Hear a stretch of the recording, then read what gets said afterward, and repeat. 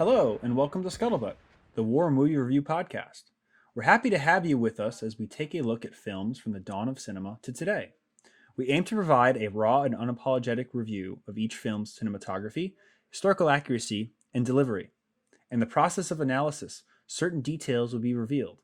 These spoilers are only divulged to ensure a fair assessment of each film. We stow away on Stalin's plane this week with possibly the worst World War II movie ever made. Mikheil Chiaureli's Eastern Front propaganda epic, The Fall of Berlin.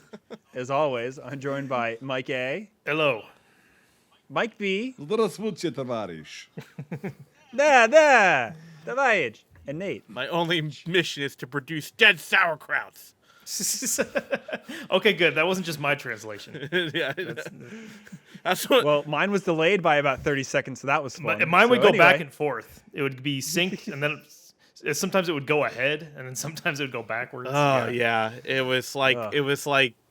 was exactly the same plot I had with oh shit, what's the World War One film that we did that I had the subtitle trouble one. That narrows it down. Oh, many wars ago. No. Although that one had subtitle trouble too, but yeah, no. That's the one I remember that trouble. No, the black and white one that Brian loves. With the planes, the dude with one hand and eyes and gloves. And the Grand Illusion. The Grand Illusion, that was it. Where Okay. I had to battle the subtitles too. Yeah, this one wasn't as bad with like the 3-second delay to what was said, but it was hard to kind of keep terrible. up. Yeah. Well, we're not here to review the subtitles. We're here to review the overall movie. Even though that Thank you, guy Michael. was probably Thank shot by Stalin, you know. Thank So- you. Bordrabo Yeah. translation. Mikheil, yes, he's fucking great. Blinko prison, cell 32. You know, so. But I'm glad we were able to do this because this is one I've wanted to do for a while. Yes, oh, Michael has been asking your for this doing? for at least a year. I think This is- I might this have is- pushed Brian. Yeah, I have the text to prove that I was he's not got the one receipts. Yeah. So Yes, I do. Michael's the one that wanted to do this one. Okay. Yes. Oh, yeah. Next time we meet in person, you're getting a really hard cock punch. All right. I'll be No prepared mercy. for it. No mercy. He's going to punch you like he punched the West in FDR's face. You know, I don't blame you for it because I had seen clips of this movie before. I'd never seen the whole thing through, and watching the whole thing from beginning to end, both parts of it, was it was a fucking chore to get through. Yeah. I have a lot to say. Yeah. It's But at the I will say, same though- time, I was very entertained by the so bad it's good kind of way. It's Okay. it's very funny to me. it's very interesting. I mean, one of the hardest things was to come up with the right tagline for this episode because I was like, do we head to the best steel mill in Russia? Like, no. What? Like, you know, there's so many That's things how you can you make get fun of or fucked points in the and Soviet stuff. Union. Like, I mean, Well- get fucked like, you know, with pussy, not like, you know, I'm talking actual like you get laid by being the best worker in the best steel mill in Russia. No, you toss the kids into well, the I metal think- pit because that's what you do when you take No, a they teacher didn't toss them in the metal pit. through They the were only fucking standing steel 5 mill. feet away and not sweating or, you know, steel only melts at 3,800 fucking degrees no, don't go Fahrenheit. there. Well, listen, Don't the go real there. reason here is that Mike B just doesn't understand how many meters can be done in an hour. He hasn't set the world record yet. He's Square only at meters, square 10.8 meters. square- No, I don't. I square don't ton know. meters, you know. I don't know. So, I don't Well, know. well, that's why. Well, then- oh, it's too hot. Well, then maybe your production quotas are too low. Maybe you should get a little hotter than Bud. It's because You God know? Stalin wasn't there on his wall, trying to push him through. His Right, work that's one progress. thing I noticed in the steel mill. There was no pictures of the fucking fearless leader Stalin. They're in the That's- office. When in they the go office. when the Yeah. office, In the- there's pictures of Lenin. also- here. You Mike, notice how Mike, the- come on. It's not. notice It's how not the on the pictures fucking. are angled? It's on the floor. Okay. I didn't notice that. If you look at a lot of older photos of like Soviet buildings and stuff, I think I have a fire alarm on. Don't worry about it. That's how There's like- that sounds familiar. Yeah. The photos are angled, like they're like looking down on them. And you always today, like in Russia, you see like the state photos, like against the wall. But if you look at it back then, they're like looking Yeah. down at Do you. you which know is why? interesting. Are you being facetious right now, Brian? No. Like you're a historian. I respect you because you know a lot Yeah. of. No, it's not because they were angling down. It's because they were hanged on the wall with one wire and one hook. And Okay. If you look, No. I've hung a lot of fucking things in my life. no, but like that. And That's how. I've never hung a painting to stare at a dog. And this is exactly what they did in like this whole. Dude, a you political also thing. were born in fucking the late 20th century, right? No, back then, seriously, like paintings and shit were hanged on the walls by like a wire that would angle them down at probably like a 20-degree angle. It's not like they're looking down on you. It's just that's the way pictures and paintings and shit were hanged. I know that face of Brian. I'm watching to see what he says. Yeah, I totally disagree, but that's fine. So, dude. Okay, you can totally disagree. Let's look at we'll look at 40s photos of like Western, Western. how This they is hung not photos. Western though, is it? This is where the podcast. Yeah, it's because that's falls communism apart. and they're staring Is down if into you. Stalin's looking down at the floor, if he's looking down at the wall, this is where it all goes to shit. There's a This very is when everything fucking just goes to town. Is when Stalin's looking at the floor or the fucking wall. Which really? Fair enough. His eyes are digging into your back. So Fair enough. I want to know though, because we always do this when every episode where we go around and kind of give our little spiel about our initial thoughts. I want to hear what everyone. That's Well, I the know we problem. haven't yet. I want to know. Like, let's do that. Yeah, okay. So, You Mike. I mean, you go. What? No. Hey, penis, you go first. okay, fine. You go first. Yeah. And then you nominate whoever else. So, You yeah. brought Okay, this fine. hell All right. upon us. You fucking endure it. Yeah, Harbinger you're of- responsible for this. Hey, Mr. Churchill, you break through the second front. Come on, let's go. You Not you. No. I'm no. talking to the other Oh Churchill. no. Oh no. Oh, sorry, I'm talking to FDR. You're talking to me Come over on, here, FDR. Yeah, we're talking to FDR, but like we'll talk about that in a little bit. I'll be Brian. Stalin. Nate will be Ribbentrop. Let's So, go. yeah, I mean, it's like you can't watch this movie, and not, just know that it's a propaganda cartoon, basically. And it's one of those things to where, like, you need to know what it is before you watch it. Otherwise, you are going to be extremely confused and don't understand what you not quite get the gist of it, like if you didn't know what time this was made in, where it was made, the circumstances, all that. So but yeah, like I say, it's for me it's very interesting just to watch it for like a from like what that society, that time period, all that stuff, and what they were trying to accomplish back then, what people's attitudes were about this subject matter. I mean, like, I know a lot of, of what the United States, what their views on World War II and stuff were back in the post-war era, late 40s, early 50s. It's really interesting to kind of see what the Soviets, how the Soviets viewed it. And, but it is baffling and obtuse and ridiculous and, very baffling. So I can't say it's good. It does a good job really at anything. But like I say, it's like watching a train crash. You can't look away sometimes. So. Is there a train crash recently? A few of them, yes. How vinyl chloride of you. No, I know. I should have said a car crash. It's like watching a car crash. Oh wait, there's too many of those too soon, right? Yeah, like those. 'Cause those Well, happen it's every always day. too soon, Mike. It's Yeah, always I too know. soon. As Les says, well, too soon. Well, too soon. Too soon. Too soon. But anyway, I want to hear what Mike has to say about this.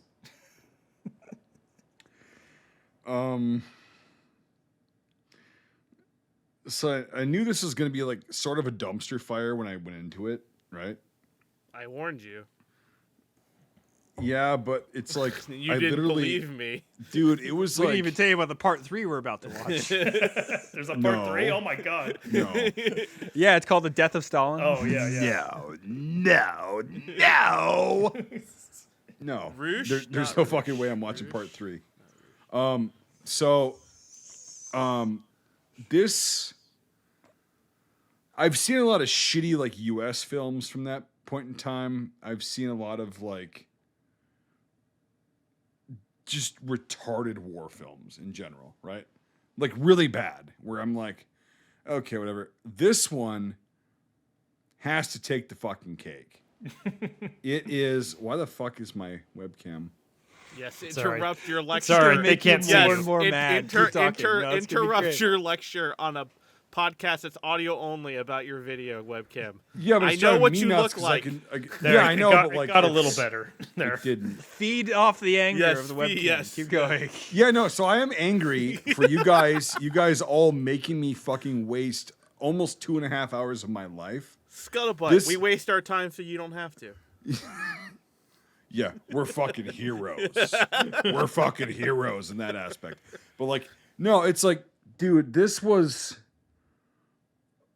like, okay, it's funny, the whole like people joke on the Soviet Union for making shitty everything, because they did. They just copied shit and made it cheaper. It's like, well, this is what, 49, right? The film? Yeah, 49. Yeah. Yeah. This is the most egregious shit film of any subject in World War II that I've ever fucking seen. And they tried to cover so much of like, oh, Mother Russia, great patriotic war, you know, we did this. They didn't cover any of the actual battles that got them ahead. They didn't cover how.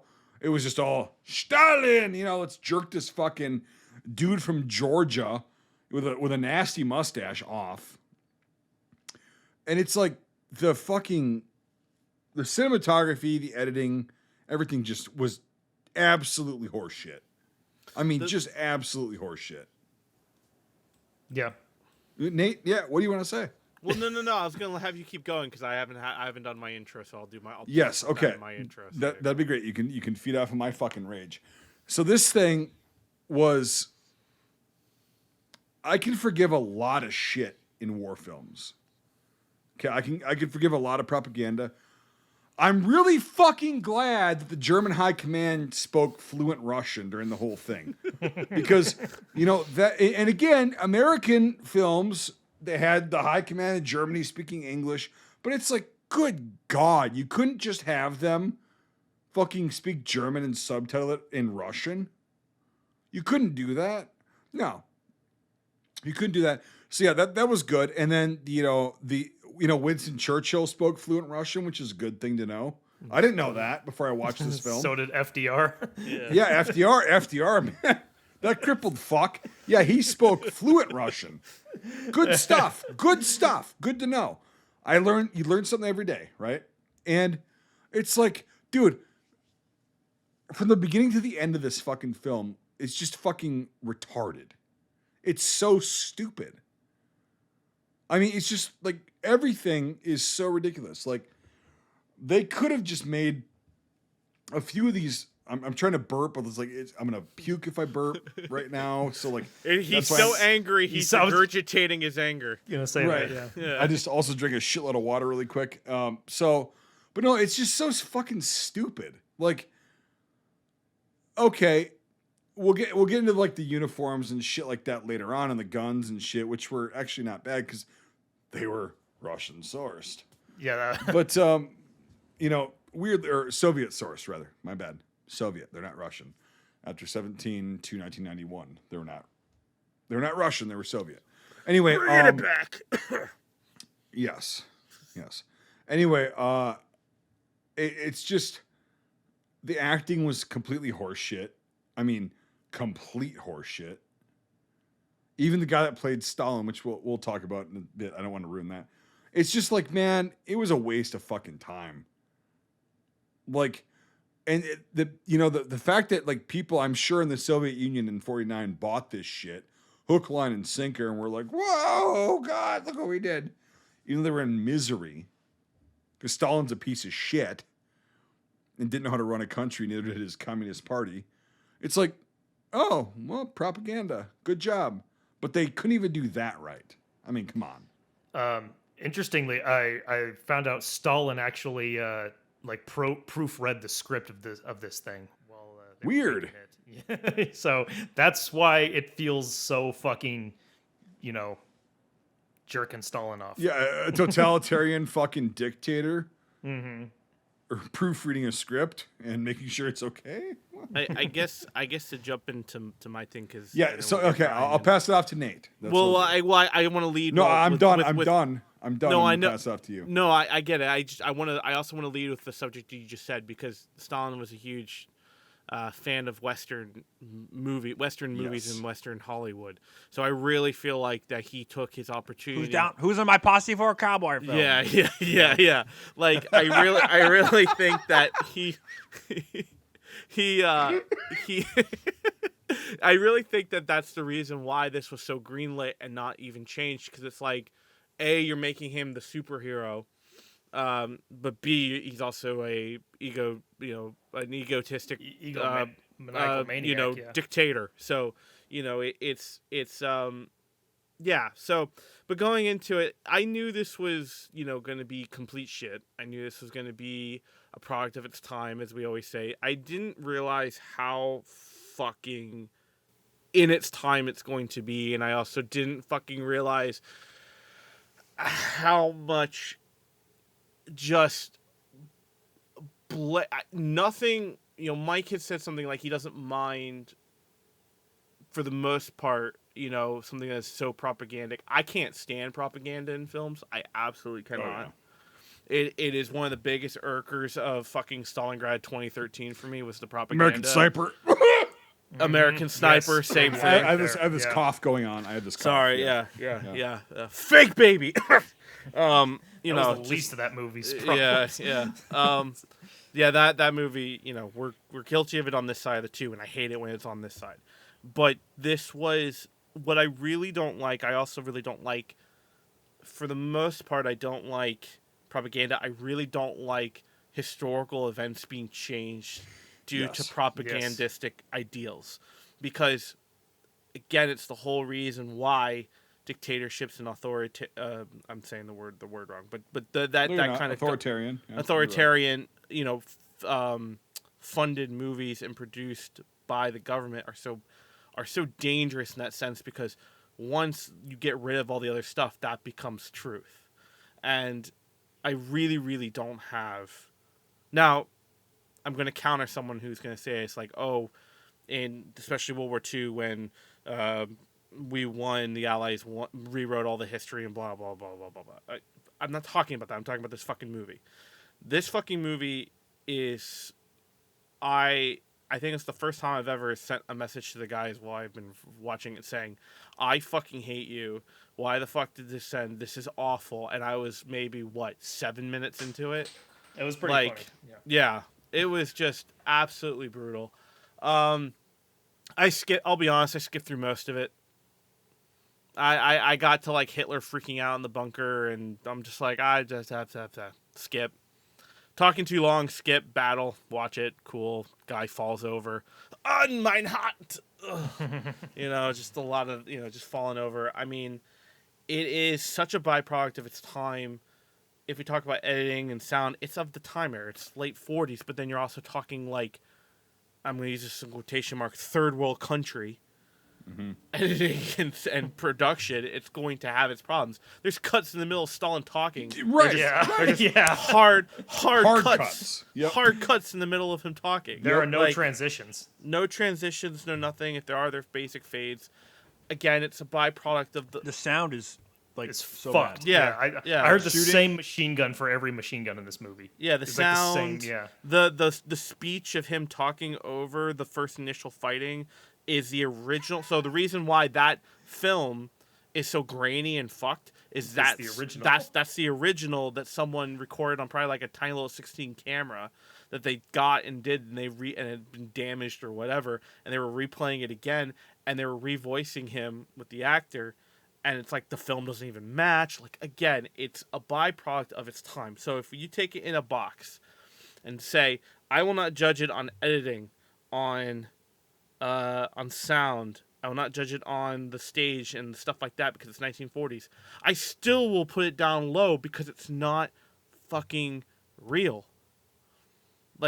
It's so propagandistic, and I just cannot stand that in my films. I absolutely cannot stand it. It's one of the reasons why I don't like American Sniper. It's the same fucking thing. I like American Sniper. I think it's interesting, but it's so propagandistic of our side that I hate it as well.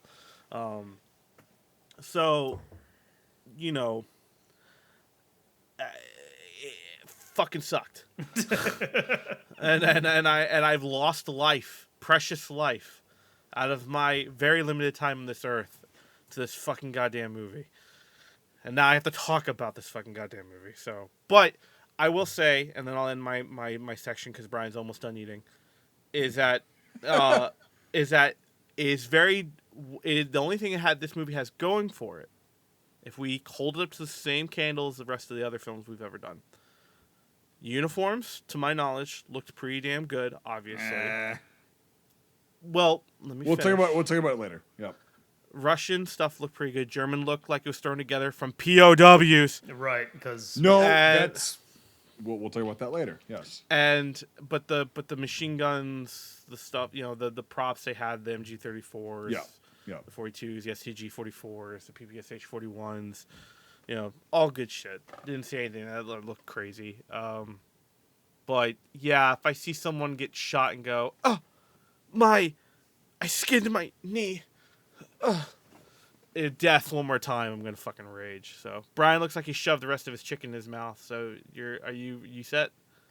It was pork roast. Oh hell yeah! Oh, nice, nice. It was smoked pork roast. Oh, It was very good. Well, I'm sorry. I'm sorry you had. This is how we start the Scuttlebutt recipe group. I'm sorry you had to shove that in your mouth so fast because that shit sounds really good. But That's what she said.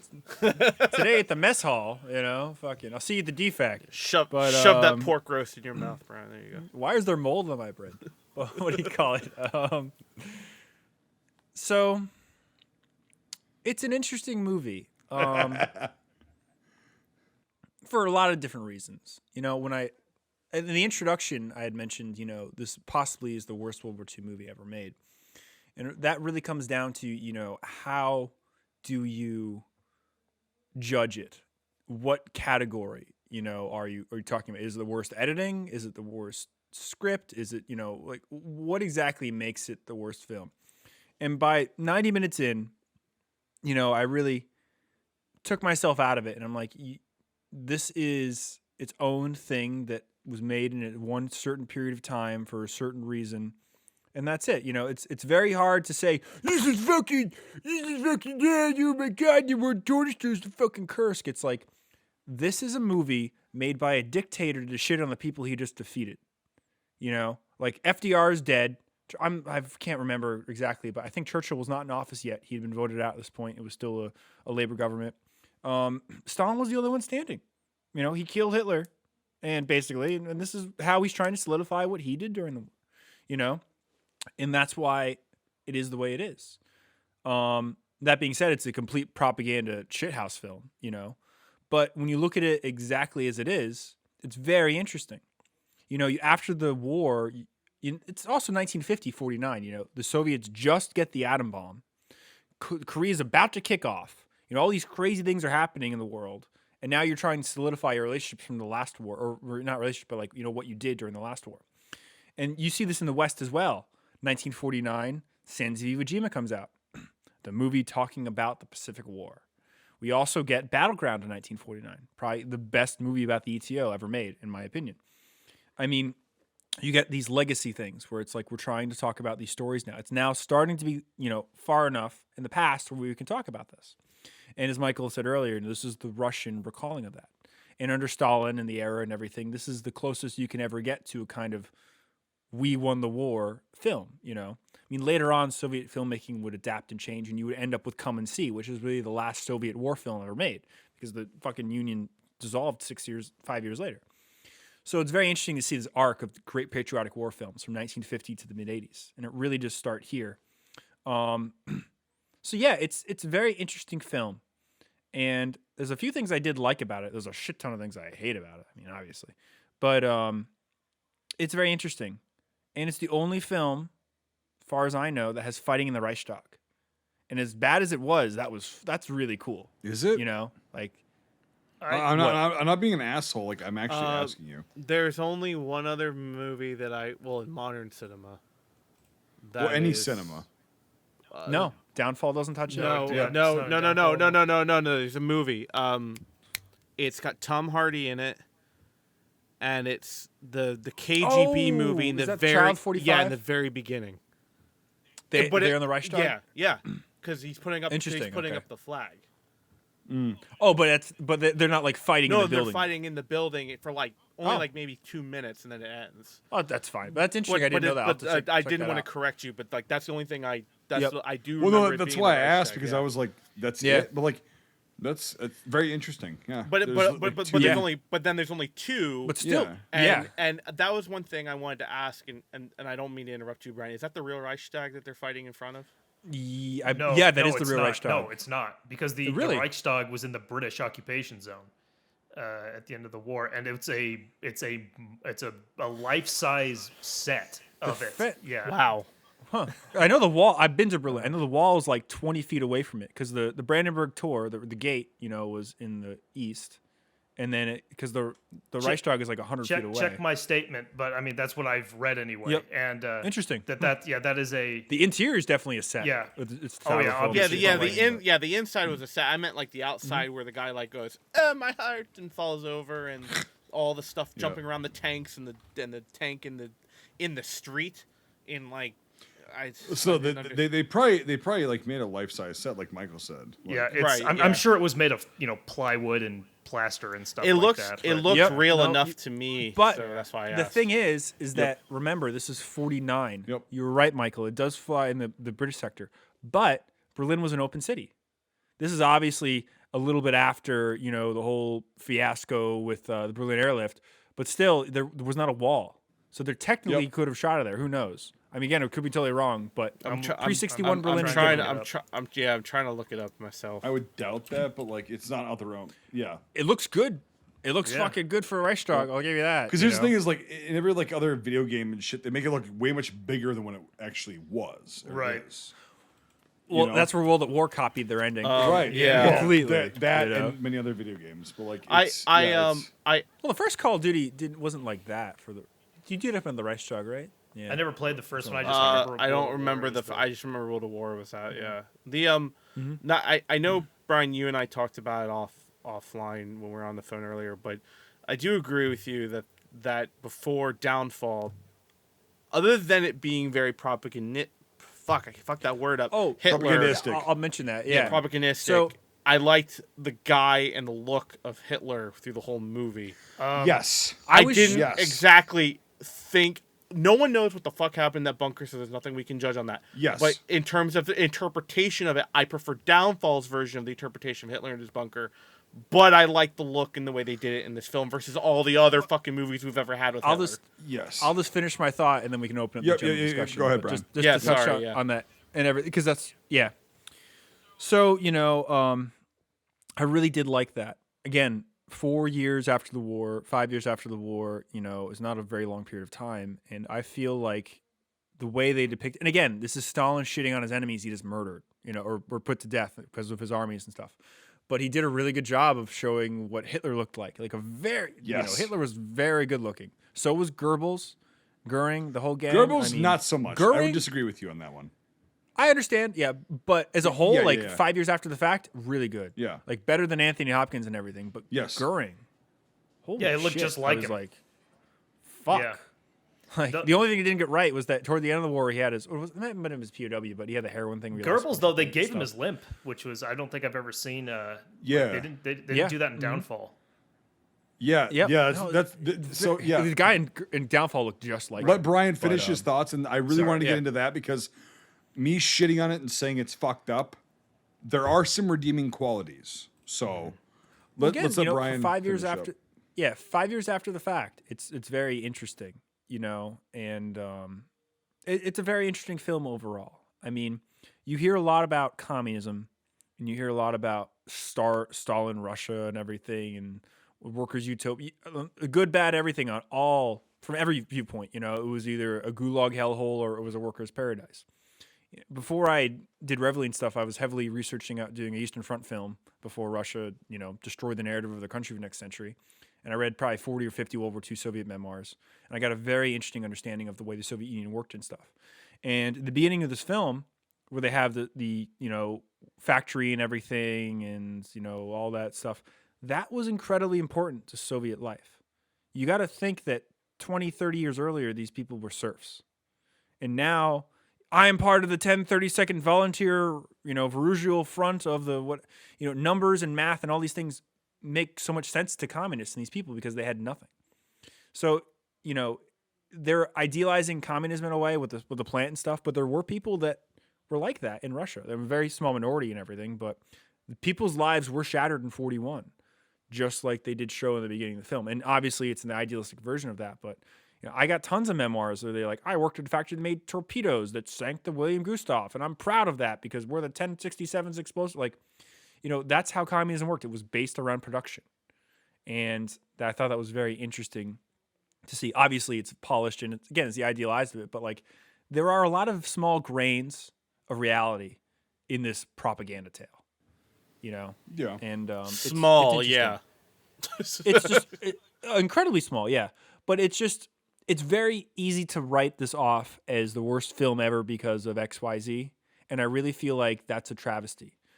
This film has to be viewed for what it is, and it's a 1950s early Cold War propaganda movie about Stalin cementing his past. Sons of Iwo Jima is a movie made about John Wayne trying to show that he was a Marine and the Marines did stuff. The two different playing fields here as far as films. One is a dictator, the other one is, we made a movie.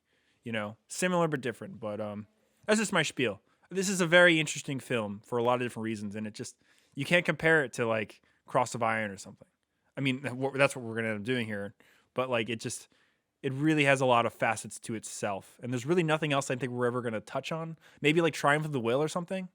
But not a lot of stuff is like this. This propaganda-y, this much about an event. It's very dynamic. That's all I have to really say. Nate? Well, I was going to agree with you. It is unfortunate, and like I think I had stated before, it's and you just did, and I think even Mike B and Mike A, it's we got to put it in its own box, but we can't do that because we have to. The whole point of this podcast is to compare it to the master list, so we have to hold it up with the rest. And it is. I do agree with you on all fronts. Nothing you said I disagree with, but I do think that with all of its faults, even putting it in the box, it's still gonna really have a hard time. But you saying, it being Stalin's love letter, that's kind of how I have to look at it. But I'm still gonna say, as Top Gear says, a bastard. It's hey, fuck you, Churchill. You got voted out before the war ended. Right. FDR, you're a fucking corpse. Yeah, they did make him. Hitler, you're they dead. They did make him very. It literally zombie is looking. Stalin yeah, being right, fucking summer. Here's my Russian summer sausage. You say it made them look zombie-ish?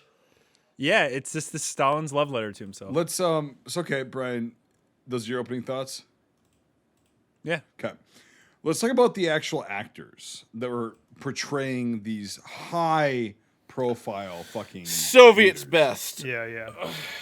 Well, I thought, like I said, Hitler. I was the acting, is interesting, but the guy that the look and everything like that, I was like, that guy looks a lot like Hitler.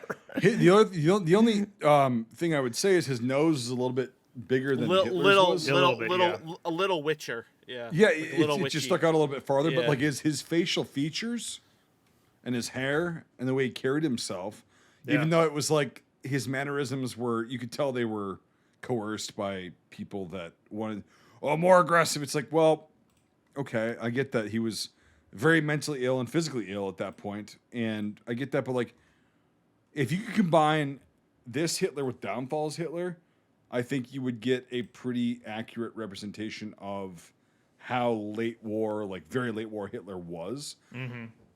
But yeah, this guy, he looked a lot really did. I mean, they didn't have the tick that Hitler had toward the end with the hand and everything. The Parkinson's, yeah. Yeah. Right. But they also didn't know about that shit because it hadn't come out. It's only 4 years. But it was crazy what they did know. Exactly. Yes. It's insane. Well, they have his bones, so they're gonna have the best interpretation.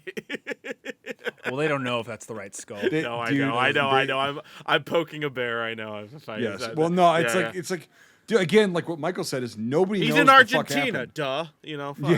He might be. Who knows? But like, no, nobody knows what the We know fuck 90% of what happened, and then the real facts are left because everybody kept changing their stories. They got older, right, and and it's like, well, they didn't remember it right, or they just, whatever. It's like, and that's fine, it happens, but like, whatever.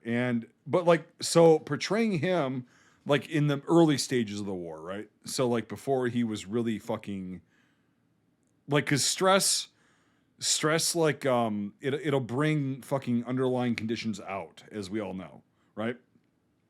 So he probably had Parkinson's and probably had syphilis too, and it probably brought that out more so in the Berlin days than in the early days when he was just kind of like walking around. And when they were like interviewing him or like showing him in the early part, like they just showed his Iron Cross first class, which actually very hard to earn as an enlisted guy in World War One, but he did actually earn one, right? And I was like, why the fuck? Where's his fucking wound badge? And all of a sudden, you see the next scene, it's like lower, like how he actually wore it. And I'm like, oh, I'm an idiot. I was jumping the gun. I'm just looking for shit now because this thing's fucked so far. But like, no, that's how he would have worn it, and it's really interesting. But like his mannerisms and shit, like. And the actor who played him, actually pretty fucking good. From what we all know, none of us knew Adolf Hitler. We most people in the world didn't and don't, and they never will. We can. My grandmother saw him in the gang. She was in Vienna in the Anschluss, and she saw the parade when they went through Vienna. Yeah, so she actually 38. saw the whole gang. 38, yeah. Yeah. So I'd met an Italian soldier who was a guard for Mussolini, and he said he was a guard once for Hitler and Mussolini's meeting. And he was like 5 feet away while they were talking. Yeah. So, but I actually do know two people that were close to him. And just to interject quick, what's interesting about this film, and I think it sets an interesting narrative that started to come out of this period of time, was the Madman Hitler myth, which really has been disproven. And just to begin with, I am like a libertarian. I don't care about anything. I just like to study history. Stalin, Mao, everybody. So I know a lot about these subjects. So just want to put that out there. But Hitler is really misunderstood in a lot of ways. Not at all. He's a horrible piece of shit. But, when he died in 45 and everybody started writing their memoirs, well, it's really easy to blame a dead man for your problems. Oh, absolutely. So that's what they kept doing. Yep. So, and this film kind of doubles down on that, the crazy dictator who's sending the Germans to their death. Because, 45, you have Russian soldiers, everybody knows what really happened. My grandmother talks about it, raping and murdering children and stuff, getting back for what the Germans did. But 4 years later, the East Germans are now their allies. So the way that the film goes, and even they go to great depths of this, to paint them bad, it's Hitler, the madman, who took the country over. Like when the ending, they have like can't have this, what was it, the U-Bahn flooded, oh, you can't. And that was with a transition for like the Germans are victims themselves. Yeah, and there's stuff. parts where they shows like the mother crying over her dead son who's a German soldier and stuff like that, Exactly, yeah. But you have that in there as well. So they're trying to show that there's this one group of people that are the crazies, And again, so as that moved in time, you get the Madman Hitler, and then in the 90s you get the Madman Hitler channel, the Hitler channel, the History Channel, like blah blah blah blah blah, Sex and the Swastika, all this stupid fucking bullshit. Yes, remember that? Yes. Oh, yeah. Yep. Yeah, right. Look, So, I'd rather have those days than fucking aliens did it. Okay, so like, I'm just saying that right now. I'd rather have Small quick Madman tangent. Hitler and sex with Hitler than Hitler is an alien and he lobotomized my aunt.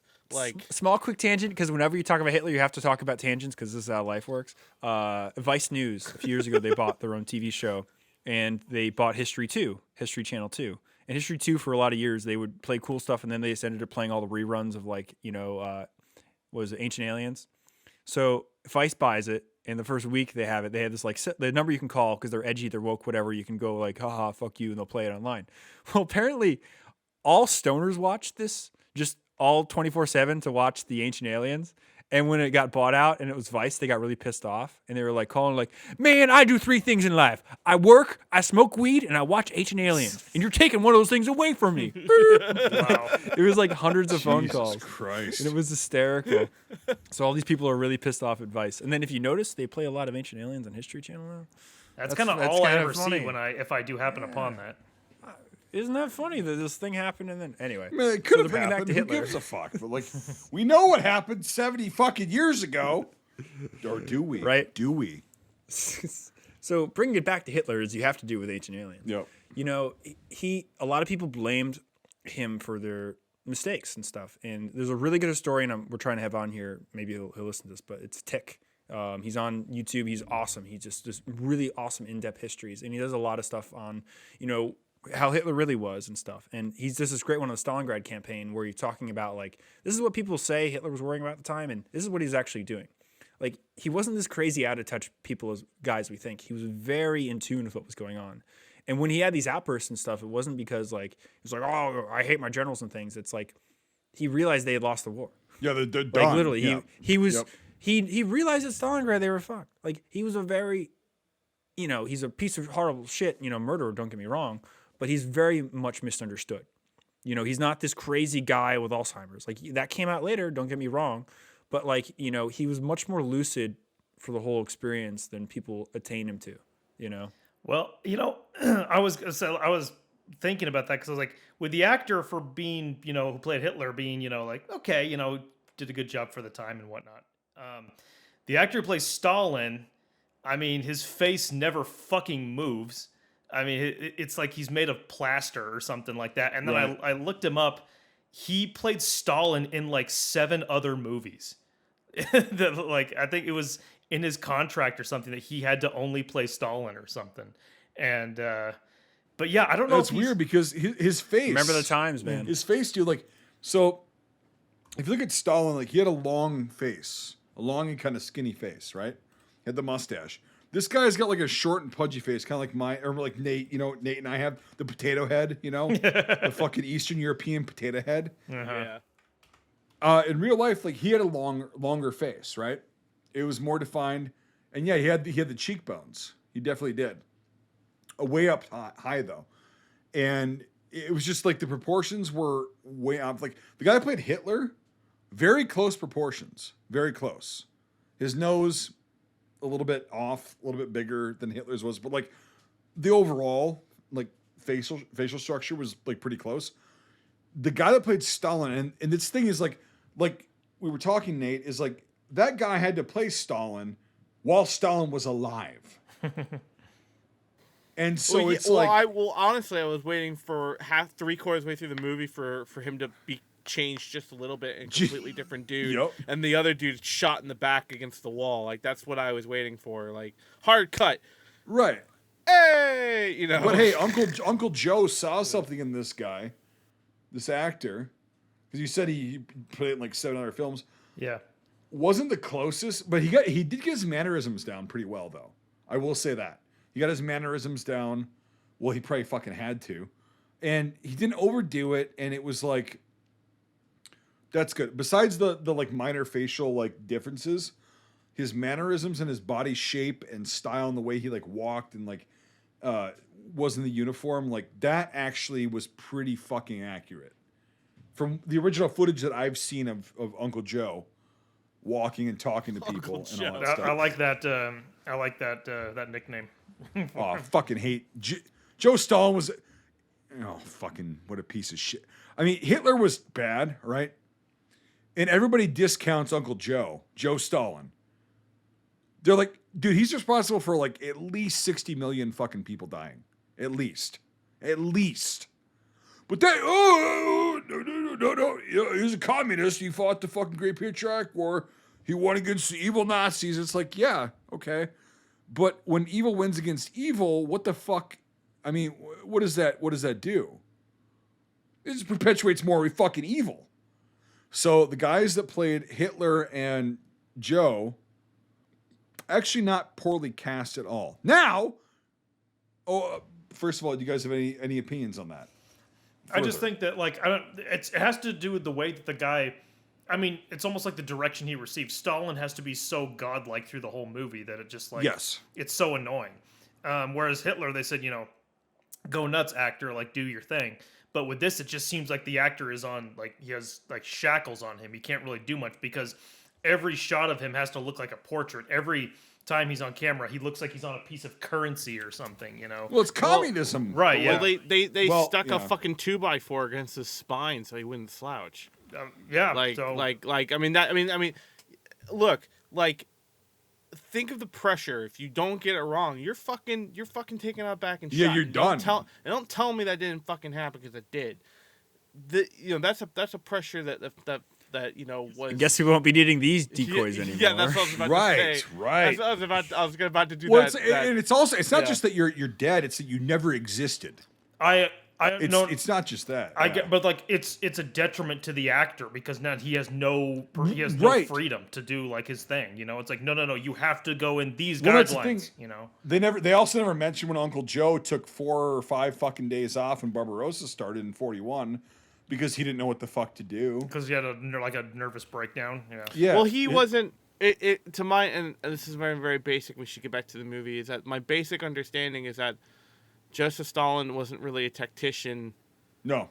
Of the same level of and you could say the same thing about Hitler as well. Is that most of the tactician stuff came from the top generals at the table. Correct. It's just he had the deciding point. Now, if I remember correctly, Stalin suffered from that as well. Now, I don't remember if he was as aloof as Hitler, but he wasn't that great either. The movie definitely doesn't do that. The movie has him like lecturing his generals on what to do. Right, which I always am I'm gonna say this about the movie to get back on the movie in an extent because we have a lot to cover we're in good. terms of other things. Is that pretty much what I judge is that if Stalin is seen doing anything profound or leading the story, it definitely was not. It would be a lie to me in my eyes. Like if I see something in a very heavily propagandic film. Just they're picking and choosing when he made the right decision. That's okay, the thing. So maybe not That's a the lie, but they're emphasizing more than what it really would be. I mean, like with my basic history knowledge of Stalin, is that yes, would he be sitting at a table and doing stuff? Yes, but it's not emphasized. It's not like the generals go and ask him. He'd ask the generals advice. That's their whole fucking job. It's not all fucking God Stalin planting trees in a fucking Correct. Sunbeam fucking field. Like, Right. it ain't gonna be that. But Well, that's why you get at the end. That's why you get. How do That's why we you get compare this Zhukov. fucking thing? Yeah, you get Zhukov, Khrushchev, which is actually a good general at Stalingrad, which it's. Don't get me started on the fucking Vasily Zaitsev movie, the Enemy at the Gates. Don't get me started, but like, so all these guys were like really high players, and here's the thing though: if they wouldn't do a good job, he'd just have them go away. Whereas Hitler would have them relieved. That was the biggest difference. And then go away. No. Hitler didn't. He didn't. Well, Rommel he had executed, but like a lot of the generals, he'd just be like, "No, you're relieved. You're gonna go do this and that." There's a difference between July 20th, 1944, Hitler, and pre-July 20th. You are correct. 1944 You are Hitler. absolutely fucking correct, Brian. Before you got sent to Africa, and afterwards or Latvia, and then afterwards you got sent to the piano wire fucking hanging room. Yes, with because a video camera where you could more watch you paranoid, die. and rightfully so. It's very interesting because the reason that Stalin won the war, the reason that Hitler lost the war are the same thing. They both started opposite positions and they both ended up in opposite ones. Basically, Hitler began the war listening to his generals. Okay, Guderian, let's use panzers and go through Sudan. It's going to work out great. Wow. And as the period goes on, he doesn't trust them, and he makes making decisions, fortress cities, all this bullshit, and it ends in the end. Stalin's the opposite. Stalin starts the war with all you fucking idiots are fucking retarded, and I know what I'm doing. And for a year and a half, they have horrible losses. Then he's like, fine, maybe, they saved Moscow, Zhukov, maybe he could save this front. And he does. Yeah. So that's what happened. Hitler slowly didn't trust his generals as Stalin gave him, a leash. He gave him room. That's a really good way to look at it, yeah. And when they asked for later in the war, like for example, at Stalingrad, Zhukov was like, we have to delay this offensive. It was the Scuttlebutt offensive, one of the ones before the big one in November. And Stalin was like, no, we have to do it. And they did it, and they totally failed. It happened like 3 months in a row.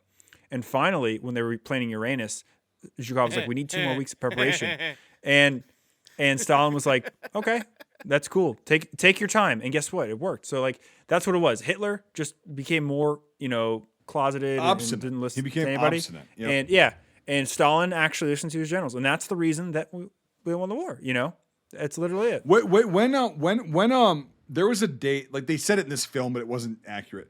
When was the date that like Hitler said, "I'm in charge of the fucking armies now"?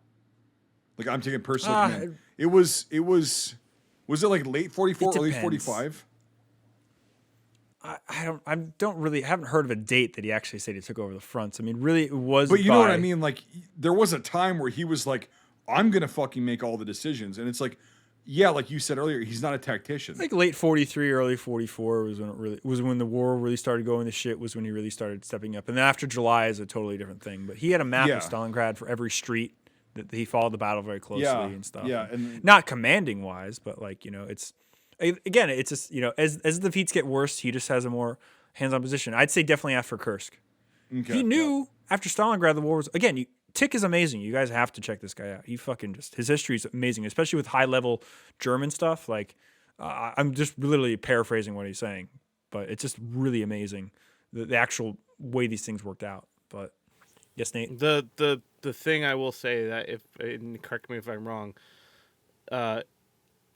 even though Stalin was, headstrong and doing things that he wanted at first, the Russian command and the stuff was pretty fucking miserable, or not miserable. What's the word I'm looking for? Pretty shit at their job, and they went through a lot of attrition through most of their high command. And Stalin purged most of his high command as they were losing too.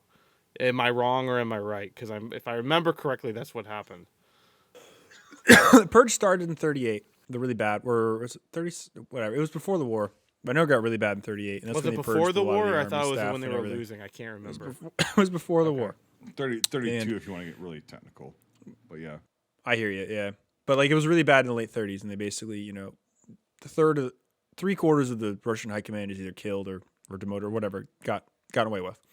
Then they signed the thing with with the Germans, and they're going to go have the zones of influence. And they have 3 really easy campaigns where they basically march into Latvia, and Estonia, and Eastern Poland. They also had a border class with the Japanese that they really fucked the nips really bad. But there was certain places in the Russian military that was, fucked. Then they go into the Winter War.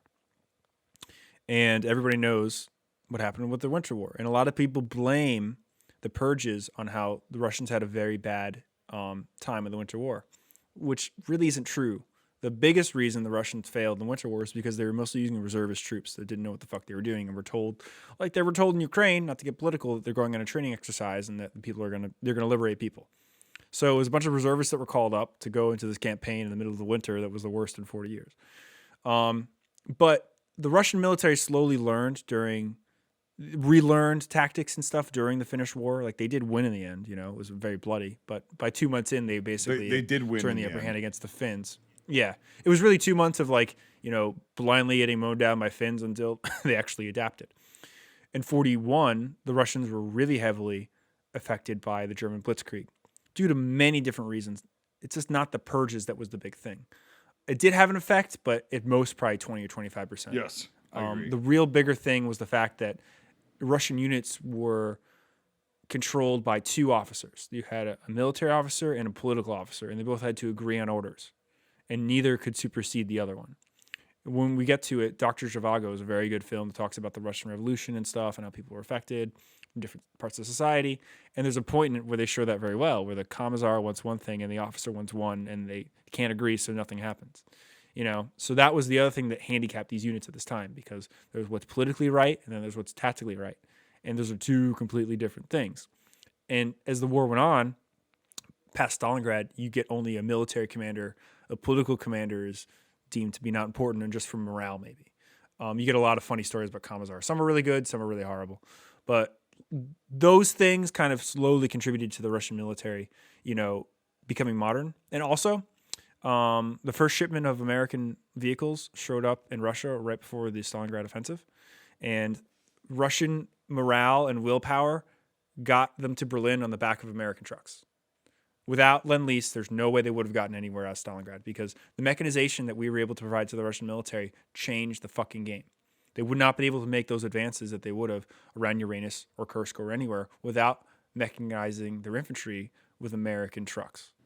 So, very long story. Studebakers, yeah. Or explanation to that. Studebaker 6x6s. Yep. That was a good term for a long time in Russia. Studebaker, Harleys. We sent a ton over. We sent 50,000 Jeeps. We sent so much. But that was really the way the Russian military went. They had these very horrible defeats, but they were able to get on their back, and they did adapt too. They did come up with Kampfgruppen of their own by the end of the war. And just something else that's interesting is that Russian divisions and units completely are smaller than German ones. Like a Russian division is like 9/10 the size of a German division. And that's everything else the whole way down. So when they talk about all these divisions that were destroyed and, oh my God, it seems horrible. It's like that one division is smaller than one German division. So it's like the numbers don't equate how you think they will. It's like the math is not what you think it is. So that's why the Eastern Front is very convoluted, especially in the West with the post-war legacy of, we're going to kill the Reds. So let's talk to the people that killed the Reds. Oh, look, it's the Nazis. I mean, the Germans, how'd you guys do it? What we might do next year. So let's talk about how they portrayed Churchill. Well, I can segue to that really quickly with why were you guys fighting so much about this? Oh, we'll get that in a minute, but also with Lend-Lease and stuff, the Brits provided a ton of shit to Russia. Very importantly, they provided a lot of food, a lot of planes, a lot of They were tanks. also getting a lot of shit from the U.S. as well. The Brits. Oh yeah, but the Brits also did a shit ton of work, and they sent most of their stuff up through Archangel around Norway, and we sent a lot of our stuff that way. But also, Sure. What word did you just say? Archangel. Archangel. It's Okay. Yeah, it's a port. It sounded. in northern Russia. Okay, sorry. Yeah, it sounds It fucked sounded up. fucked I'll probably mispronounce it I too. wanted to make but sure I it's- wasn't having a stroke, so that's fine. it's a port. If you look, it's northeast of Leningrad. That's where the White Sea is. Okay. So, yeah, The it's White overland. Sea. But Remember anyway. he pronounced that right. That's fine. Yeah, it's the sea that freezes. But anyway, so they provided a bunch of support, and without Britain's support, the Russians definitely wouldn't have won the war. But it's like how That's why it's Britain very is portrayed interesting. in this film. Yeah. Well, Churchill and Stalin hated each other because Churchill was an old imperialist who didn't trust the Russians because he was always waiting for them to go through Afghanistan to get India. I'm watching you, the Tsar. And Stalin viewed Churchill as this old imperialist, which he was. So they hated each other because they called each other out exactly what they were. Right. Stalin was right. was a new man in a way that used Marx's theory of whatever you want to call it to try to be an imperialist fuck. run a country. Yeah. And meanwhile, Churchill is the old class, the imperialist class. So they were rivals, and throughout the war they were rivals. Every time they met, there was this big tension. And FDR was kind of this cooling factor. Even Stalin liked FDR, which is interesting. But FDR was a That's fucking kind of portrayed a little bit in vegetable. this film. But FDR was a very good statesman. You could say what you want about him and stuff, but he knew how to play people. Yes. If you really read about what things. Well, but he was a soothing thing fucking in the idiot, relationship. though. And but it's interesting. But yeah, no, at this point, like I said, I believe that Churchill was voted out. Attlee was still the leader of the government. And this is after as well. Churchill has his Iron Curtain speech, in America and everything. And it makes sense that Stalin would want to make Churchill look like a pompous old imperial Well, piece dude, of it's shit. like, the Hunchback of fucking. He looks like London. He looks like Sloth from the Goonies in this. Yeah. That's what I thought immediately. He's the when I right saw him. proportion for Churchill. I'll give him that. Fluff like He's a chunk. fat, short guy. No, So- but his fucking back was not. Dude, Churchill, he was like a fucking stout, fat dude, but like He wasn't Quasimodo. he stood upright. Like the guy stood fucking upright. Yeah, he wasn't quasi fucking moto. Like Mike said. Like Churchill is a really funny figure. I mean, he's very controversial. But I love him. He's a retard in himself. Like, like I mentioned earlier, he just kept wanting Gandhi to die because he hated him. well, But, Gandhi was a piece of shit. Oh, that's a different story. But what do you Yeah, call but it? like, here's the thing: is like Churchill himself was a piece of shit. So if you get one, All right, go ahead. if you get one piece of shit, who, dude, Churchill called a spade. I'll give him credit for that.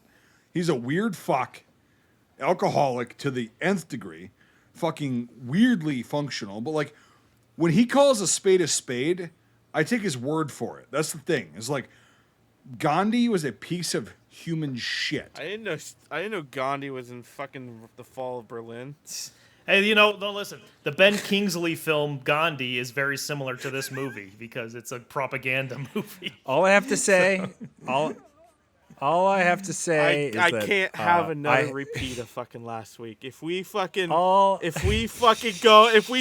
the Civil War again, or Yes. we talk about fucking no. Gandhi, or we Okay, talk about after fucking this, randomly ranted Hey, the fucking thing, all right, not even penis. next to the fucking goddamn Fall of Berlin, I am going to fucking flip. All right, Dick. So- I will just say this: Gandhi, well noted, and if you What actually the look into it, and Winston Churchill called him out on that, and Winston Churchill was not a well-liked dude because he was no bullshit, and he was a fucking asshole himself.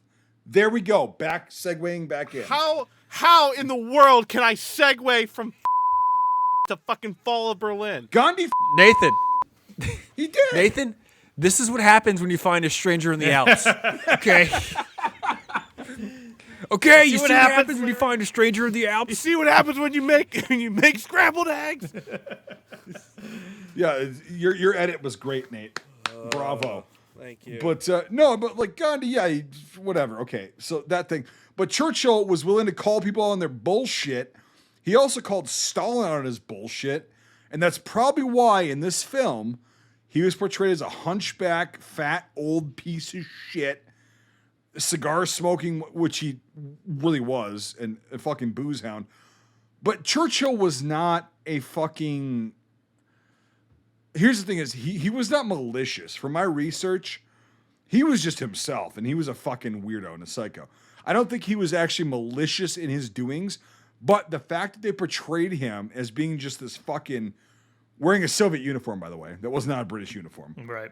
and also Churchill would not have traveled and worn a military uniform in his position as. I Prime thought that Minister was at that weird. point. Yeah, I was like, He did that a lot. seen that.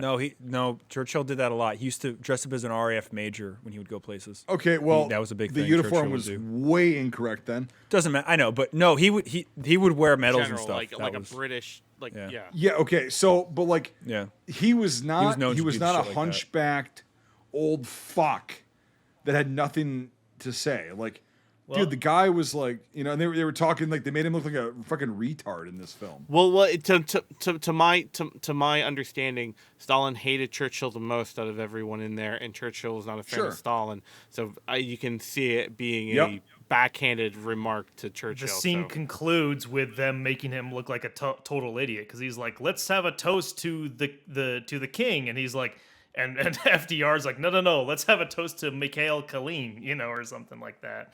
Yeah. And then Churchill, if you look, he's like, he's like mad. So yeah. Yeah, fucking stupid. It's very interesting for a lot of things. Churchill's an hysterical character. I'll say that right off the bat. If you read the Liberation series, like it's very sad and a lot of points because it's the whole war in the West from the American viewpoint and everything. And you have like guys becoming skeletons on hills in North Africa, and then Churchill is like has a migraine at 3 a.m. on a Tuesday in a jumper drunk on a beach in Tunisia. Yep. He's like, "Oh, Reginald," and then like you'll hear about like the mud and the blood of Casino and all these guys are dying for nothing. And then it's like Churchill had a migraine again at 2 a.m. and he thought, what if we invade Anzio? It's like, oh my God. It's just this crazy, figure. And it's very interesting Yeah. if you look at the lineage of Churchill and stuff. The Brits kind of had a reason. They figured out why Churchill was crazy. His mother was an American actress. Well, And yeah, of so course the Brits are if going you to think about it, he's this. Yeah. Well, no, if you think about it, though, he's this guy that grew up in England, but he's got mixed parents, and that he really is a mix of American and British imperialism. If you really think about it, when he grew up and stuff, he's got that flair of the American, like, do-how, but he's got the imperialistic bulldog of the British Yes, Empire. you're correct. So That's it's- actually, that's a good point. Yeah. So he has this, American flair, his American mother, who he loved to death until she passed away. But, it's just this very interesting little trait, and it goes to show you how certain people, Lawrence of Arabia, he's a Brit through and through, but Churchill has a streak of American in him that you can definitely see when you apply to situations. Yeah, and that's why he did the arrogant, cocky, retarded shit. Exactly. Like most yeah, Americans do, It's like, Yep. Mm-hmm. it's just in our blood. It makes Churchill, Neville Chamberlain didn't have an American parent. Not saying that you need one to be like Churchill, but it's very interesting where people get their whatever, and being related to an actress at that time. So going off the depiction of Churchill in this, another interesting part of the movie, in terms of the British, is having this capitalist fictional British guy meet with Goering. That was weird. Yeah, because it was like, don't worry, mein Führer, I am talking to Betzden, and I'm like, when he said that, I'm like, who the fuck is that? And I went to look it up, and I'm like, that's a made up. That's not a real person. And so that whole thing is just fucking stupid. There was. Himmler did try to talk to the West through. I know Swiss. that. Yeah. Do you guys know about that or not? But I love it. It makes me laugh even though it's horrible. He had the Jews for Trucks program. That's when it started. In 1944 they needed trucks. So Hitler was like, "Hey, you want to do a trade?" And the Swiss were like, "Are you fucking kidding me?" And then a few months later, in April, he was like, "Hey, remember that thing we talked about? Well, I got a better deal."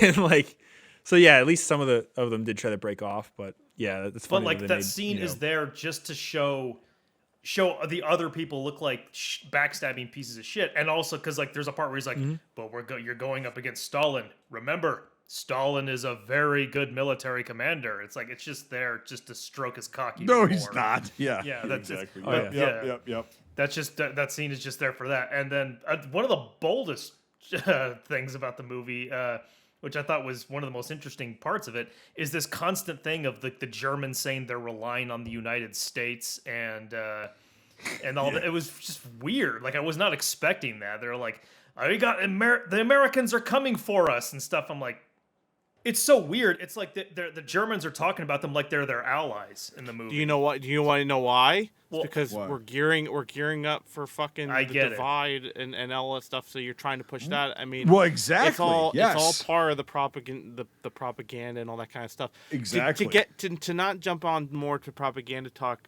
is that the battle scenes, because we haven't even talked about that. And I don't want to talk about this fucking movie for 2 hours. I'm sorry, I really fucking don't.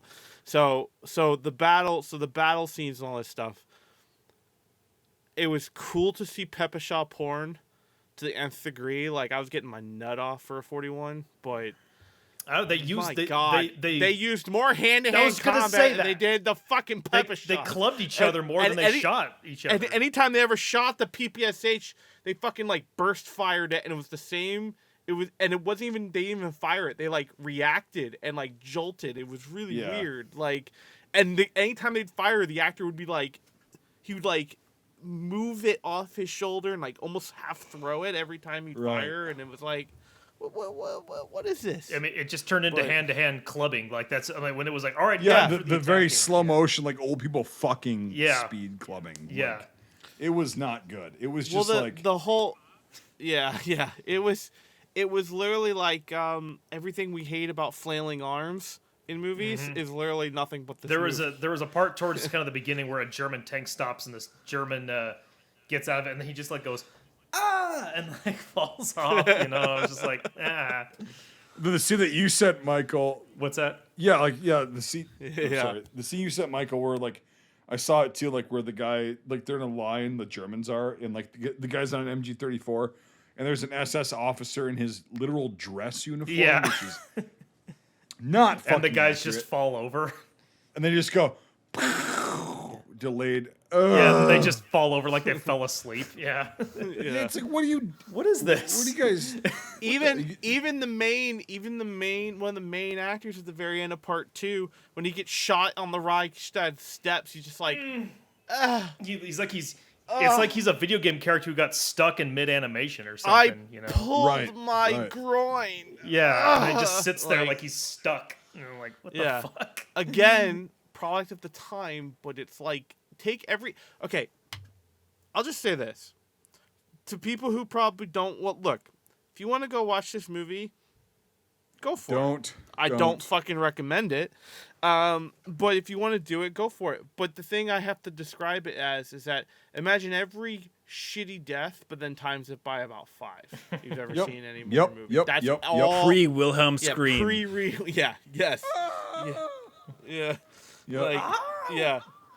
If they had to, they would. That would be the only. Well, and death it's so scream. fucking slow. It's like, even the hand-to-hand shit, it's like, guy gets clubbed in the face, he goes, Right. It's like, you clubbed in the face, you're knocked out, you're down. But why? Like, that's it. Why the fuck are they even doing that though? They have guns. Like I sent like there's the part where our main the guy who our main character who represents all of the working people of the state and all that stuff. They come over. It's Yeah. they come over. It's at the Silo Heights battle, and there's like a German tank guy, SS, and he just throws his PPSH at him. Yeah, what the fuck was that? Rather than shooting him. Yeah, the I'll guy. throw you my submachine gun so you can fucking pick it up and shoot me with it. Right. Yeah. What in the I whole wonder- chicken fried fuck are you thinking? So I wonder if there had to be. I don't know. Like maybe they couldn't blank fire them or something. There might have been something where it's like we don't want to show like real intense violence or something. I don't know. Yeah, there's got to be some kind of limiting factor here that we just don't know because of the time. Yeah. Right. or the Because we've restrictions put on them. seen American cinema of the same time having so much better. Yeah. Still bad. befonged action stuff. Yeah. Still bad, but so much Well, better. So Better, like, yeah. Again, look at Sands of Iwo Jima or Battleground. Came out within a year. Western films about World War II that both have pretty good combat scenes. You get a terror sequence that's okay, and Sands of Iwo Jima, and then you get a really good Bastogne scene throughout Battleground. Then compared to this, it's like, whoa, okay. Soviet cinema is 15 years behind the Western cinema as far as war films. And those really started the precedent of how we reflected on the war. So This one is even more so. Like we'll make fun of like how people died and stuff like that in old like American war movies. This one this makes that look like Saving Private Ryan. Like in this movie, they're literally just like people jumping over each other and with their guns. Mm-hmm. Yeah, instead of shooting each other. Like, what are you doing? And also there's a part where the Germans are all lined up. Did you notice that all the MG-34s are the Panzerlauf versions? Yeah, so really? I wonder if it's That's like funny. they took them from old tanks or something, and like that were abandoned and destroyed. they had one Panzer IV in the Moscow sequences, an F2 or a G. The that rest was were really like cool. IS-3 tanks, and weren't they? There were a bunch of IS-3s that were burned out at the Reichstag. That was funny. Because the IS-3 does show up in Berlin in July of 45 at the Victory Parade. But it's not there for the battle. Weird. Apparently, they said they rushed one or two there production. Who knows? But not in that many force. But there was a lot of Panther T-34s I saw. I that was thought pretty funny. I thought I saw one Panther and then there's just a billion shots of T-34s. They're like T-34s, and they have like little side skirts on the sides, and then they have tan paint on them, and like blotches. And it's like it doesn't they look like a fucked up T-34, but it's interesting. They did try, Yeah, they did try, even though it was terrible. Yes. Well, if we're talking about World War II tank movies in this time, there's really not a lot of them. This is really the first one I could think of that shows tanks on both sides. Battleground doesn't. They have an M18 in it. What's the shit? There is one. I forget. There's a Czech film from 46 that talks about the liberation of Prague. And, like, they have a real Panzer IV and they're blowing up real buildings. Because, like, they're like, oh, shoot over there. And then the tank fucking, totally recoils and a building explodes with a high explosive. And it's like, that's not a prop. Like, they're going to rebuild that neighborhood next year. Right. Like, it's like fucking cool. That's kind of but that's kind of what's interesting about this movie. And I wanted to ask, like, Mike and all of you guys. So the uniforms and all that stuff, do you think a number of those are actual uniforms that were used in the war? Yes. Okay, that's kind of what I was just thinking. For the Soviet side, yes. Okay. yeah. The helmets were SSH 40s, and whether they were post-war, they're the exact same fucking helmets that would have been used in World War II. So the Soviet helmets were good. The weaponry, Nate can get better into the Papashas, like the submachine I didn't guns. see. I mean, if it's 49, nothing's really changed, and all they would Yeah, have had. exactly. Well, is it All time they now would- to go to? There is no IMFDB. Yeah, I already tried to look for And it. so Nice. the Soviet guys wearing the medals on their uniforms. That actually, I've seen a shitload of original pictures where guys would do that. I'm gonna pull up the film to just go over some of the battle Yeah. scenes real quick. So. Wearing your medals was very big in the Russian military in the front lines, especially if you wore your medals with defenses of cities and stuff. Like if you showed you were at Stalingrad or something, that was a very big piece of pride. And if you got a hero of the Soviet Union, medal on you, Oh, yeah. people are gonna be like, okay, this guy knows what the fuck he's doing. He's been awarded by Stalin. It wouldn't be many awards, like 2 or 3 orders, Yeah. but if you even had them. Before I forget, so the other film was called Breakthrough, and it's from the early 50s, and it's about Operation Cobra. And it's very interesting. It's got a lot of tank combat, but the way they got around it was they made M36 Jacksons and the Panthers, Oh, and everything else was an Allied tank. Jesus. And if you really think about it, in the early 50s, like that's not a bad idea. they're 'Cause of how very rounded it is similar. and everything. Yeah, very similar. Yep. Yeah. Yep. It's a lot better than, in the 70s with Patton where it's M48s, Yep. painted tan. And then you get M60s and a Valkyrie. But Yeah. it's interesting, you get these early displays, again, they didn't have to camouflage the tanks. They could have just put a Maltese cross on the side. Oh my God.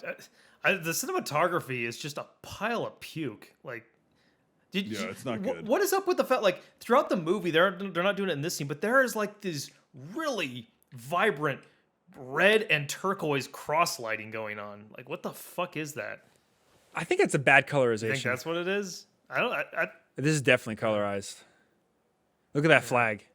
So there's the old. That's the original actual footage. And Yep. Yeah, when he's yeah. saying this speech, it doesn't even sound like it's being broadcast on a microphone or anything. All the Pepashaws looks and like stuff a- like that, they're all wartime Pepashaws. There's nothing, obviously, because of the timeline of when this film was made. Yep. They could only be wartime Pepashaws.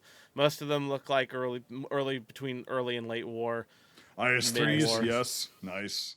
The IS-3s rolling through. The Katyushas, yeah. Tushka. Yeah. So just to kind of paint this, we're going through the film because there's no IMFDB, but we're going through some of the battle scenes and kind of skipping through. Snowcat Maxim, that's I was late about war. to say it's a Snowcat Maxim. If only I had one of those in my case. And a lot of fainting, falling over. Yeah.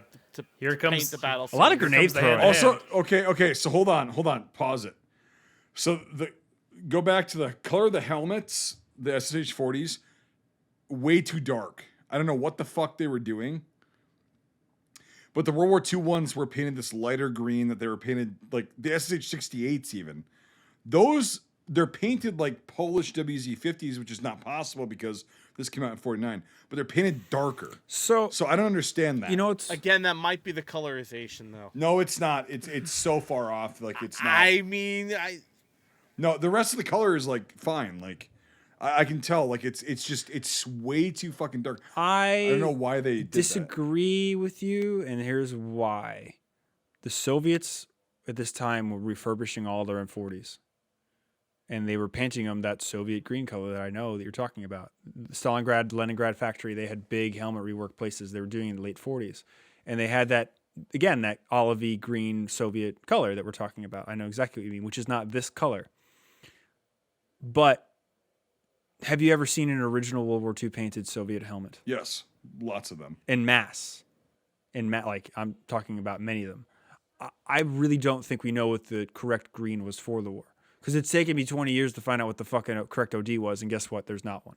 So either this is colorization or there's something we're missing. But just to reiterate, at this time, when they were making this film, the Russians were rebuilding their helmets, and they were only painting them that olivey color that we're talking about. So either this is an aloof, it's a bad colorization, or there's something we don't know. But it is off. I totally agree with you. Yeah, there. 'cause The guy in the back left, I'd say, he's an olivey one that kind of looks No, right. they're all. But really everyone else dark. has a very dark. They're all really dark. Like all of them. Who knows? They could have been oiled for a scene or something. I don't know. But at this time, when they were rebuilding helmets, they were painting them in that olivey color that we all know and love. Well, it's weird because I have an original SH-40 like on my shelf right here that's painted in the original like Soviet green is what I call it. Color. I have a 50 dated one right there that's the exact same. I know Sean has a bunch too. It's like that. It's just, this is interesting. Again, we don't, paint is they very also, here's the thing finicky is for every on their nation. on their 36s, they started with this color. Yeah, that was a very dark color. Yeah, and then they figured out that it was too fucking contrasty to most of the environments they were working in. So on the 39s, they started painting it that lighter color olive green. It's not olive drab, it's olive green. And then they went through with that until the 90s when they Yeah, no, it stayed the same. So that's what's interesting here is like at this time when they were refurbishing helmets, they weren't painting them that Yeah, color. but I'm just like, It what shouldn't be the that fuck? color. Yeah, it's So weird. yeah, exactly. It's weird. So it's an aloof. Either it's something we don't know, it's a batch they made. yeah, something, who knows? or whatever. But It's not the like, norm. That's what I'm going to say. It's not the norm. Yeah. Yep. Because the post-war Soviet color is the 1940 Soviet color. You know. Well, that's what I mean. That's Yeah, what they just it's made. exactly. Yeah. And so like, That's strange. It's because this is the color that like Poland painted their WZ50s. And you know, it was like that dark fucking color. Because that's an SH-40 that he's wearing. It's like it's not an incorrect helmet. He's also wearing a 1917 helmet. The German. I saw that. They're wearing 68, 1917s. You but see yeah. that? Yep. Oh, funny. It's fucking great. Or 16 or 17. There, I that's do what love I'm the talking about coats that they're right wearing. there. Ah! Yeah, yeah. I do love how all the Russians have pepeshas and all the. It's the problem with the post-war era movies. Everyone has submachine guns. Yeah. Yeah. You know, I don't it's think I like- saw one K98. They were in there. They were in there. Yep. Oh really? Okay, I didn't see them either. It was on the first like abysmal fucking firefight scene. There was K98s in there. They were working the bolts, and there were actually K98s. I looked at that. But like It started. yeah. It started with submachine gun platoons, and then it slowly grew. Oh, into that guy's got a submachine gun stick. regiments. It's cool. I'm Yeah. seeing some sticks Yes. actually, not just all. Well, there's a drums. lot of sticks. Yeah, there's a Yeah. lot of them, and that's common as shit. Yeah. Oh yeah, no, it's just movies. Movies always tend to want to do drums because Drums, it looks yep. cooler. So that's No, what so I did like that. Like a lot of the 35 round sticks. This There he scene is. right here. What the fuck? Ooh, Nathan. So in the Bakelite stock. background, look at the guys. They got K98s in the background. Okay, top yeah, left. yeah, they do. Yeah. Yep. They're actual K98s. They're Russian Yeah. captures.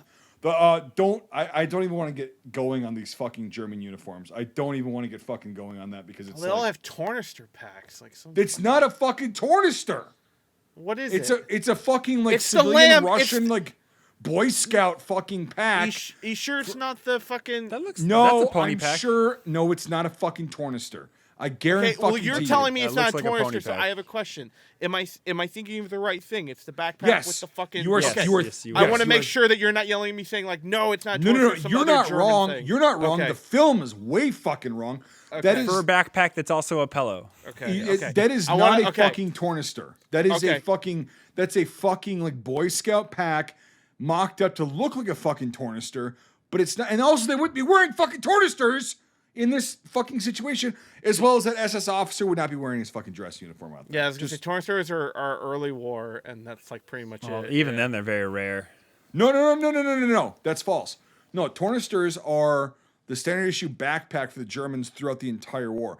Yes, they came out with the assault pack later on, which was issued to certain units. But no, your tornister is what you would drop in your static position, and then you go up to the front line. Maybe like a couple guys would bring the tornisters with them, with gear and shit that you need. But then, hey, no, we're gonna go back to our line, and then you can get all your shit out of your tornister, all your gear, and like you change your clothes and whatever. They're not very spacious, by the way. And yeah, so you would not be wearing a fucking tornister up here on the front fucking line. That officer yeah, would be he'd be wearing a fucking combat uniform with a helmet if he was SS. Torns suck shit. They're horrible. They're almost terrible. Yeah. As bad or worse than the M28. Yeah. No, the, that's the German haversack. equivalent. So the But- tornister came Hold out. on, 18 hold on. Let Brian finish what he was saying. I'm sorry, yeah. He- But I was gonna on a say, rant. you know, they really were quickly abandoned by German soldiers in the war, and you really don't see them on the front at all, even in 41, 40 and stuff. Yeah, they were more of like a rear line, kind of like a barracks bag thing, and they're very quickly superseded by rucksacks that the Germans Yes. made halfway through the war that you can click onto your Y straps. And towards the end of the war, you see everyone's wearing a rucksack because they're awesome. But Torns fucking suck shit. The only good thing a Torn is for is because it's got a fur back you can use for a pillow. But yeah, it was very strange to see them. And again, they made them look like all Boy Scouts. Like every single German soldier in this film was like 4. You know? Yeah, so the tornister came out in like the 1860s, like the actual proper pack. They used them in the First World War. They have a wood frame on them. They're cowhide with the cow fucking fur to protect it so it's water resistant. It is. In World War One, they were even like, this is only marching order when you're going to the front. Okay? You drop your shit, and then when you're up in the front line, you don't carry that motherfucker, right? In World War II, it was even less, like Brian said. Like, they would just drop these things. They're like, fuck this. It's not helpful. I can't get to it. Because in World War One, they would carry extra ammo and shit in there. And they were like, nope, I'm just going to carry extra ammo in my pockets. Fuck this. Or bandoliers, which they didn't have. But like, the tornister, you were not going to see that fucking thing past like France in 1940. You're not going to see these guys wearing that at all. Okay. So, yeah. That was kind of what I was feeling too. Mikey, go ahead. I was just gonna say this doesn't have to do with that, but I could have sworn in the scene because they take this officer prisoner, and does he speak both German and Russian like mixed together? That's what it seemed like. I mean, he's like Deutschland vorwärts, and then he's like saying other things in Russian. When he's speaking German, it's with a huge Russian accent. Yeah. From what I noticed. Okay. Otherwise, It's the like- scene is fucking retarded. Yeah, it's really, really dumb. But that dude, like, it's funny what you said that like this guy would have a helmet on and a combat uniform. Yes, he would. Like movies up till today will do that though with the Germans. They love showing. Oh, like, I know. They love showing those Yeah. peaked caps and stuff like that. It's like hell no, dude. Like he would have a helmet. Dude, I've made videos of this, and I've got so many boomers that have fucking said, no, they wanted to show the fucking the pride of the Reich by wearing their fucking visors. And I'm like, okay, you've literally never fucking experienced the shit. No, they'd be having combat uniforms. They're just going off what movies from the '60s were. I have one memoir that talks about his officer wearing a soft cap throughout Russia, and it got him killed. And everybody told he was an idiot for it, but he did it anyway. Out of all the memoirs I've ever read, it's the only time I've ever come across a guy not giving a shit and wearing a crusher And cap. guess what happened? So did it happen? Exactly. He got killed by shell splinters. Yes. In Hungary. Exactly. Yep. So did it happen? 1 in a million. Is it overdone? Completely. But I just wanted to mention, again, never say never. There's always I'm that not idiot saying that's going to never. get I'm just himself saying killed. never. It's like, Yeah. but usually, dude, this SS officer. Would I put that in my movie? No. No, and But it's like, it did dude, happen. these guys, any SS, Heer officer, Luftwaffe officer, I don't give a fuck. They're going to be wearing a helmet and combat gear into combat. Like, that's what you're in. But again, it's the propaganda part of it that comes through. It's like, here's the SS officer wearing the fucking tidy uniform, with the fucking visor cap and whatever, and the skull and crossbones and whatever. Clearly defined as an SS officer. In combat, you would not know until after the fact, oh, this guy's SS. Shit. Just like WWII, here comes the flag brigade. Right. Right. I mean, soft cap man, baddie. I mean, Mike B. I'm just gonna say, if they had it, they would have used it. So.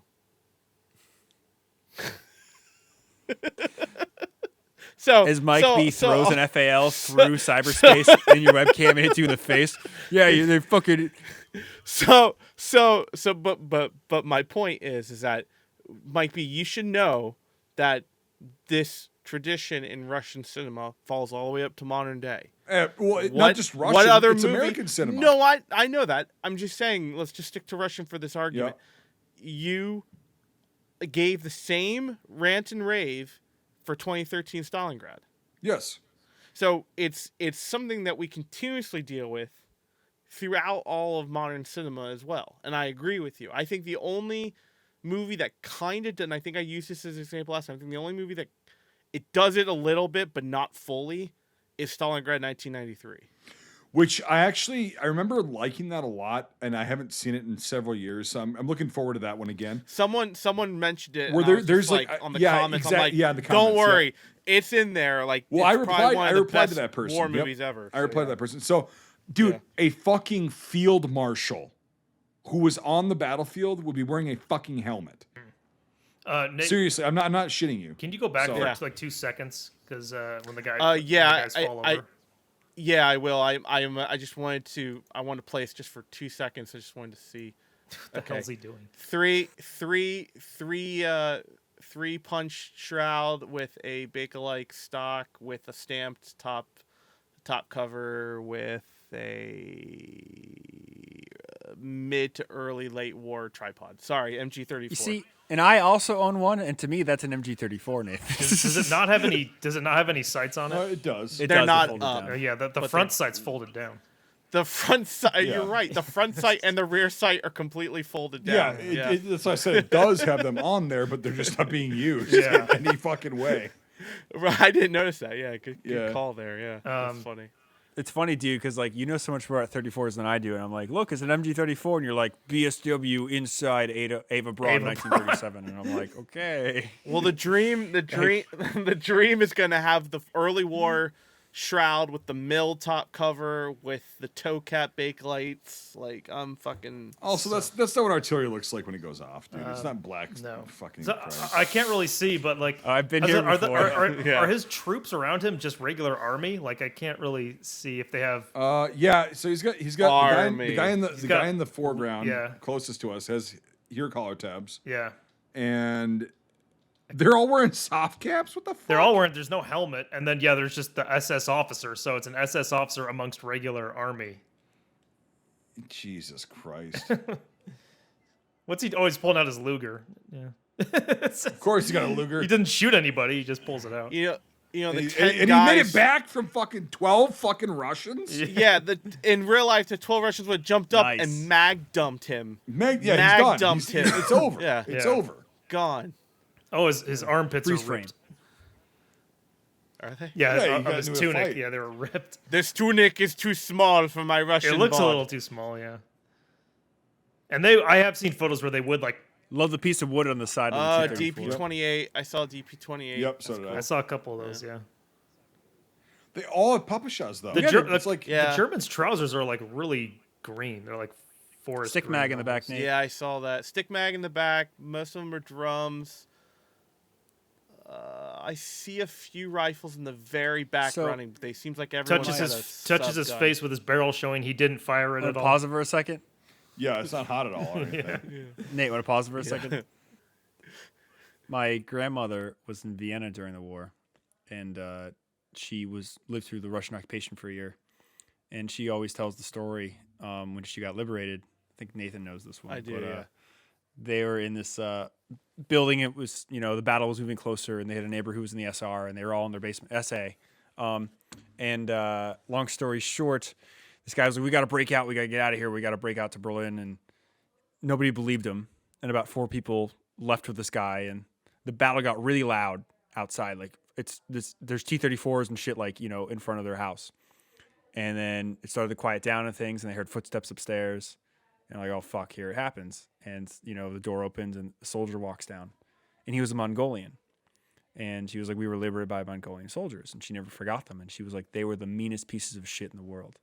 And she was like, they fear the Mongolians more than regular Soviet soldiers because they were just very mean and brutal. And it was That's very what interesting. their friend is But, yeah, supposed so to be is Mongolian, right? Yeah, so I thought it was very interesting to see that, and I do like how that representation, because there were a lot of, the Mongolians and Eastern Siberian peoples that, fought for or under the, Russian military during the war. A lot of them were forced to. But it's just very interesting to see that and then hear my grandmother's Yeah. stories and stuff. So it's just, and again, in 1949, 50, you have that representation, Is that a girl in the back? Right? German or Russian? German. Right there. I can't Yep, tell. definitely. Could be. Yep. See the hair? Yeah, she's running. He'll feel. What the fuck is it called? Huey? No, it's a German word, of course. Yeah, that's a I know what you're that's a talking girl, about. yeah, and that's the same Russian girl that pops up later. But yeah, no one's got no one's got Mosins up in front. Everyone's got pepper Right, shots. exactly. And Very- that- There were some M44s later on. yeah, very in Berlin, but like, When I was just starting to reenact, I was warned that you got to be careful with some Berlin footage because a lot of it was footage they filmed for the Fall of Berlin, the movie, and that is just because it was black and white, whatever. People had assumed it was from the actual real battle, and a lot of it had MP44s and like the post-war stuff in it. So it's kind of interesting. This is what I'm talking about the weird lighting. I didn't notice that. Oh my god, go back. Yeah. Fucking Conan the yeah, Barbarian. he just axed him. Yeah. But look, I have the high ground. Get up and hit him with my MP40. oh, I've been hit.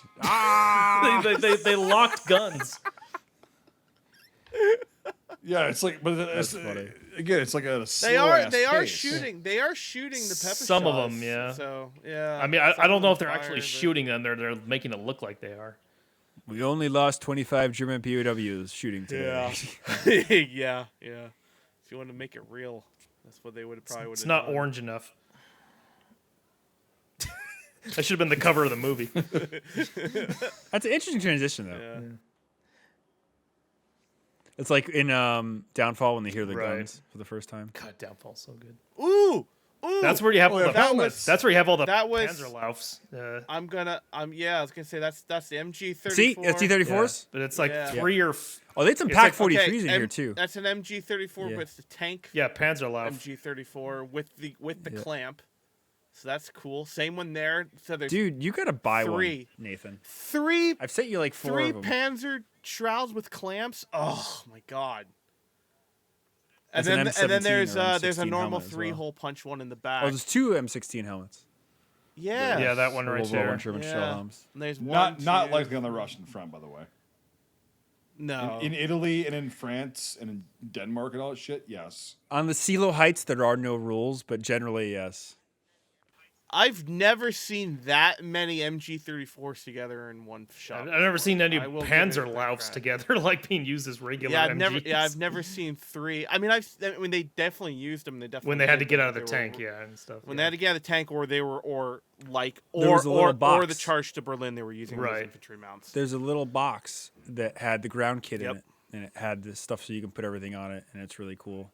That's the one thing I never was able to buy. What's up It's- with the MP40 BFA? Like, that looks very fucking long.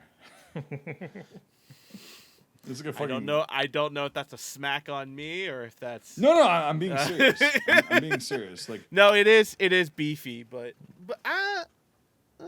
What the hell are those tanks in the background? Can you see what those are?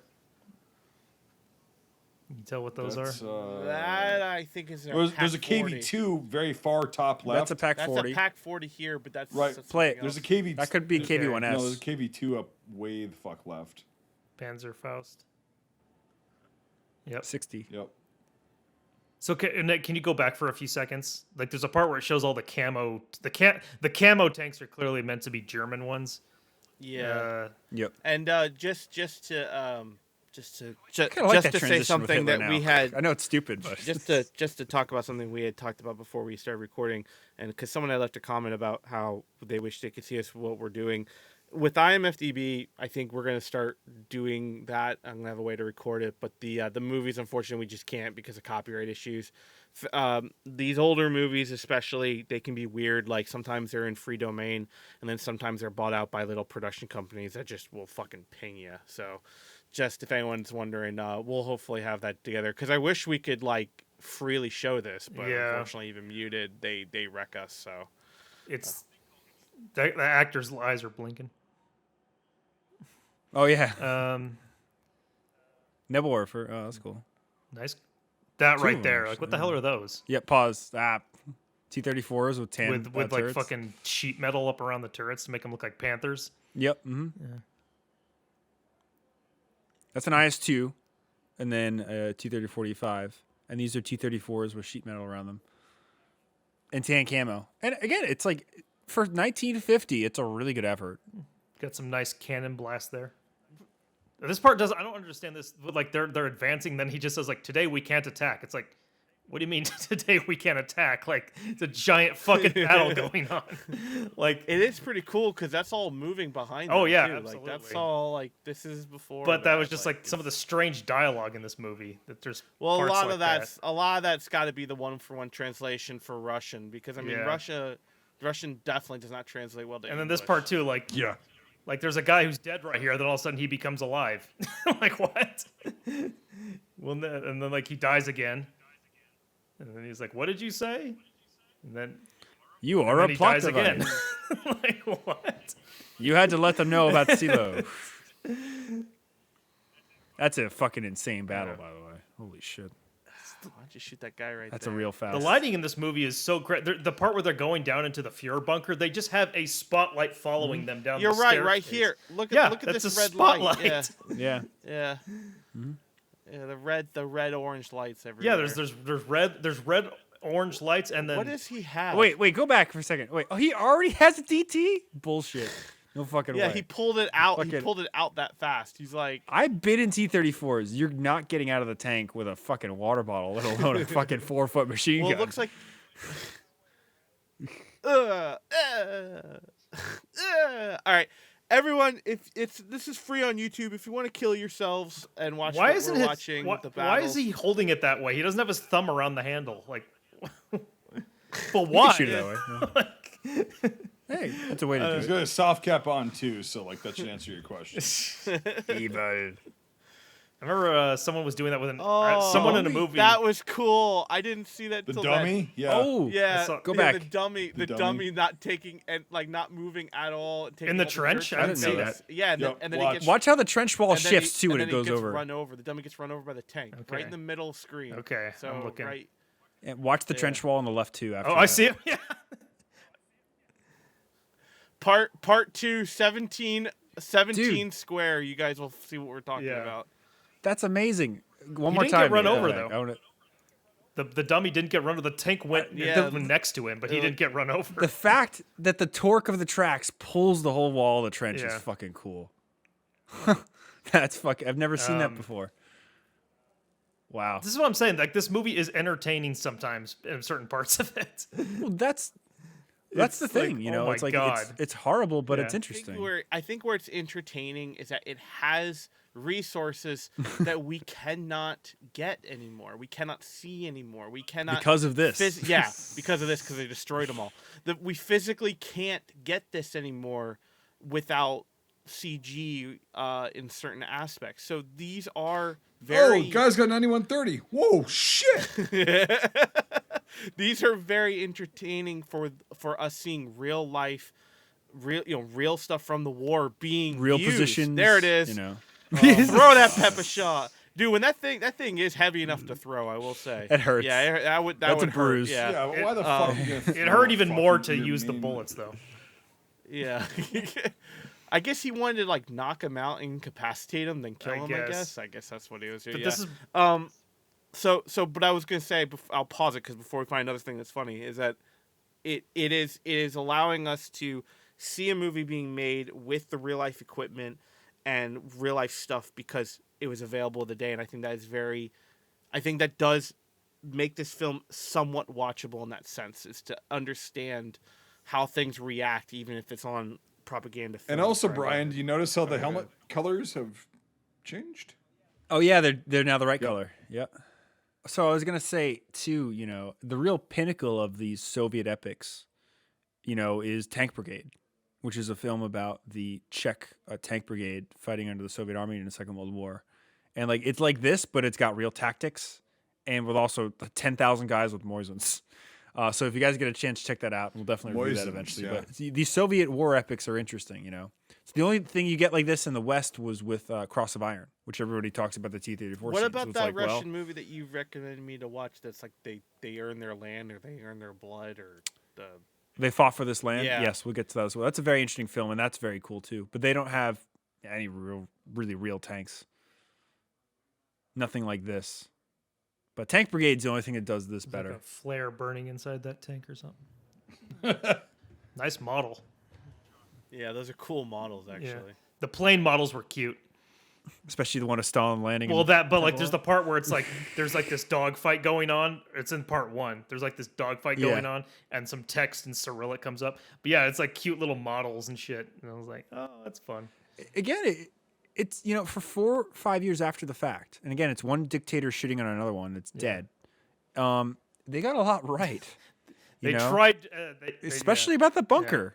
And obviously they had access to it and everything, but like they could have just done this so cheaply. They could have made so many other things. I that they quite didn't like care. how Hitler pulled off his buttons to use his little indicators on his map. Oh, Madman Hitler. Like literally, it sets the narrative, dude. Ukraine. That's what those two guys meeting up. They were like meeting up with the Ukrainians. Dude, or that's whatever. why it's funny. At the end, it has this very triumph of the will thing, where it's like, I'm from Nuremberg. Yeah, I'm from Munich. Stalingrad. You know, Yeah. I'm from Kiev. Right. It's like all of I'm from all of the Kuban. Union coming together. Yes. You know, Coming together it's to make this the victory. great Yeah. epic. Yeah. The only other real thing that you could compare it to in Soviet filmmaking up to this point is Battleship Potemkin. You know, it's like this. We're in this together. The flags are pretty fucking cool, though. It was a bed sheet, or it was a tablecloth, I think, originally. It doesn't have a hammer and sickle on it. They had to paint it on the propaganda photos. Yeah, the outsides, like again, the set of the Reichstag, like it's just That from what I heard, it's like a life-size model, but who the hell knows? Well, that's not how I viewed it on World at War. Like, Yeah, the column fell over in World at War. What the fuck? I know his helmet's a different fucking color. Like, what the fuck? You know, Where's Chernov getting everyone burned that to made death? it. Everyone that made it to Berlin, that made it to the Reichstag, put their name on it, and that was a really big thing to do and say after the war. You know, there's a lot of memoirs you read where they'll start with like, "I put my name on the Reichstag," like, you know, I was there, I did my deed, and I don't know. Whenever I see the Reichstag today, or like, you know, wartime photos, I always think about the thousands of signatures and shit that people from all over Russia. You know, I put my name on the Reichstag. So it's interesting to have this very interesting scene on the steps of the Reichstag. You know, whatever is propaganda, yada yada you, but I love his grenade. It looks very realistic. But yeah, I just saw my first K98, and I didn't see any STG 44s to claim my. I love how this guy pulls out his gun right to here. do my argument. I'll get you. Good move. Dirty fucking Russian. Oh Stick. no! Grenade. I love how during the bell, like I'm gonna throw it. Yep, I'm gonna throw it to the way left, and it's gonna land right 20 in front feet of to the us. left. Yep. too, like during the battle, I know there's guys who are just like pushing down statues for no reason and stuff like that. this Yeah. one, yep. Yeah, someone just comes up and pushes this fucking statue off while there's a battle going on. I never knew every single person had hand-to-hand combat. Like, Fuck your shit. Well, Nathan, you see, nobody's gun worked back then. So the helmet kind of has the right shade again. Yeah, it's like oil stains. It's like yeah. I was waiting for the Heinrich scream, but like it didn't I wish the Russians had their own what equivalent of the is Wilhelm that scream. That's a G98. Yeah, that's very common to see in the is. late war. It's very Very end, common. yeah. It's missing a front barrel Yeah, I was bend. gonna say, yeah. So, I want to read something here, and then Oh, we'll for go into final fuck's thoughts. sake.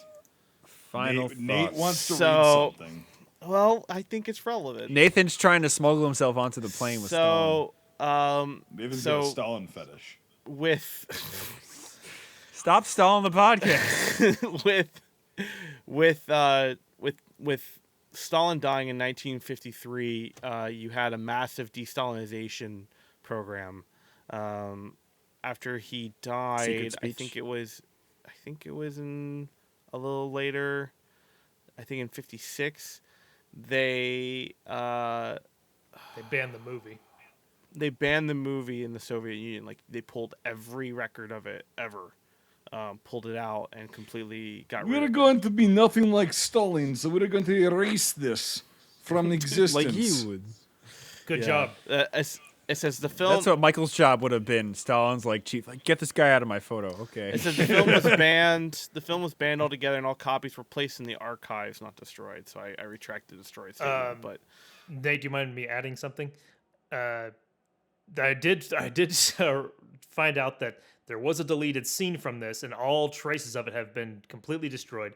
And it's when our main character meets Stalin, where he kind of like backs up into the bushes. And in that scene, he goes into, I guess, his house and meets with all the other Soviet leaders and stuff like that. And they deleted that because Beria was there. I was Yeah. gonna. Yeah. Mike and I talked about interesting. it after when Yep. he was trying to talk me off a ledge on Monday when I was watching this stupid thing. Yeah. That I asked him, I was like, how much do you want to bet? How much of this was cut? Or it'll be very interesting to see what was banned later when they went through and had to Yep. get rid of all the people Yep. in the background, like the old political, advisors of the war. Did they keep them? Did they not keep them? I was like, I'm going to do a deep dive. I never did. That guy but- fell into the shoemaking machine 2 weeks after. Oh, that this guy was fell off filmed. a 4-story window through plate glass again. Oh, wow, it What- even what- happened even Wait, last year. Wait, Holy what shit. guy? Who are you talking about? He never. Oh. What the fuck are you talking about? Like, he never existed. Yeah. But that's why the No scene way. ends so abruptly. Yeah. Yep. What is it, Sopranos? Yeah. Don't stop. What are you trying to say? Just come on and say it to me. So I think we have We reached have reached the end of this. our. We've reached the end of something. I don't know if this is the end of the beginning or the beginning of the end. All right, But Churchill. here we are. So, if you join us in this current juncture, we will now move on to final thoughts. And who will begin? I think Mr. Birch, you should set the tone. So, what'd you think? End the misery, though. So I hate the Soviet Union. I hate propaganda. You guys know this. I've made it very clear on the podcast and to you personally.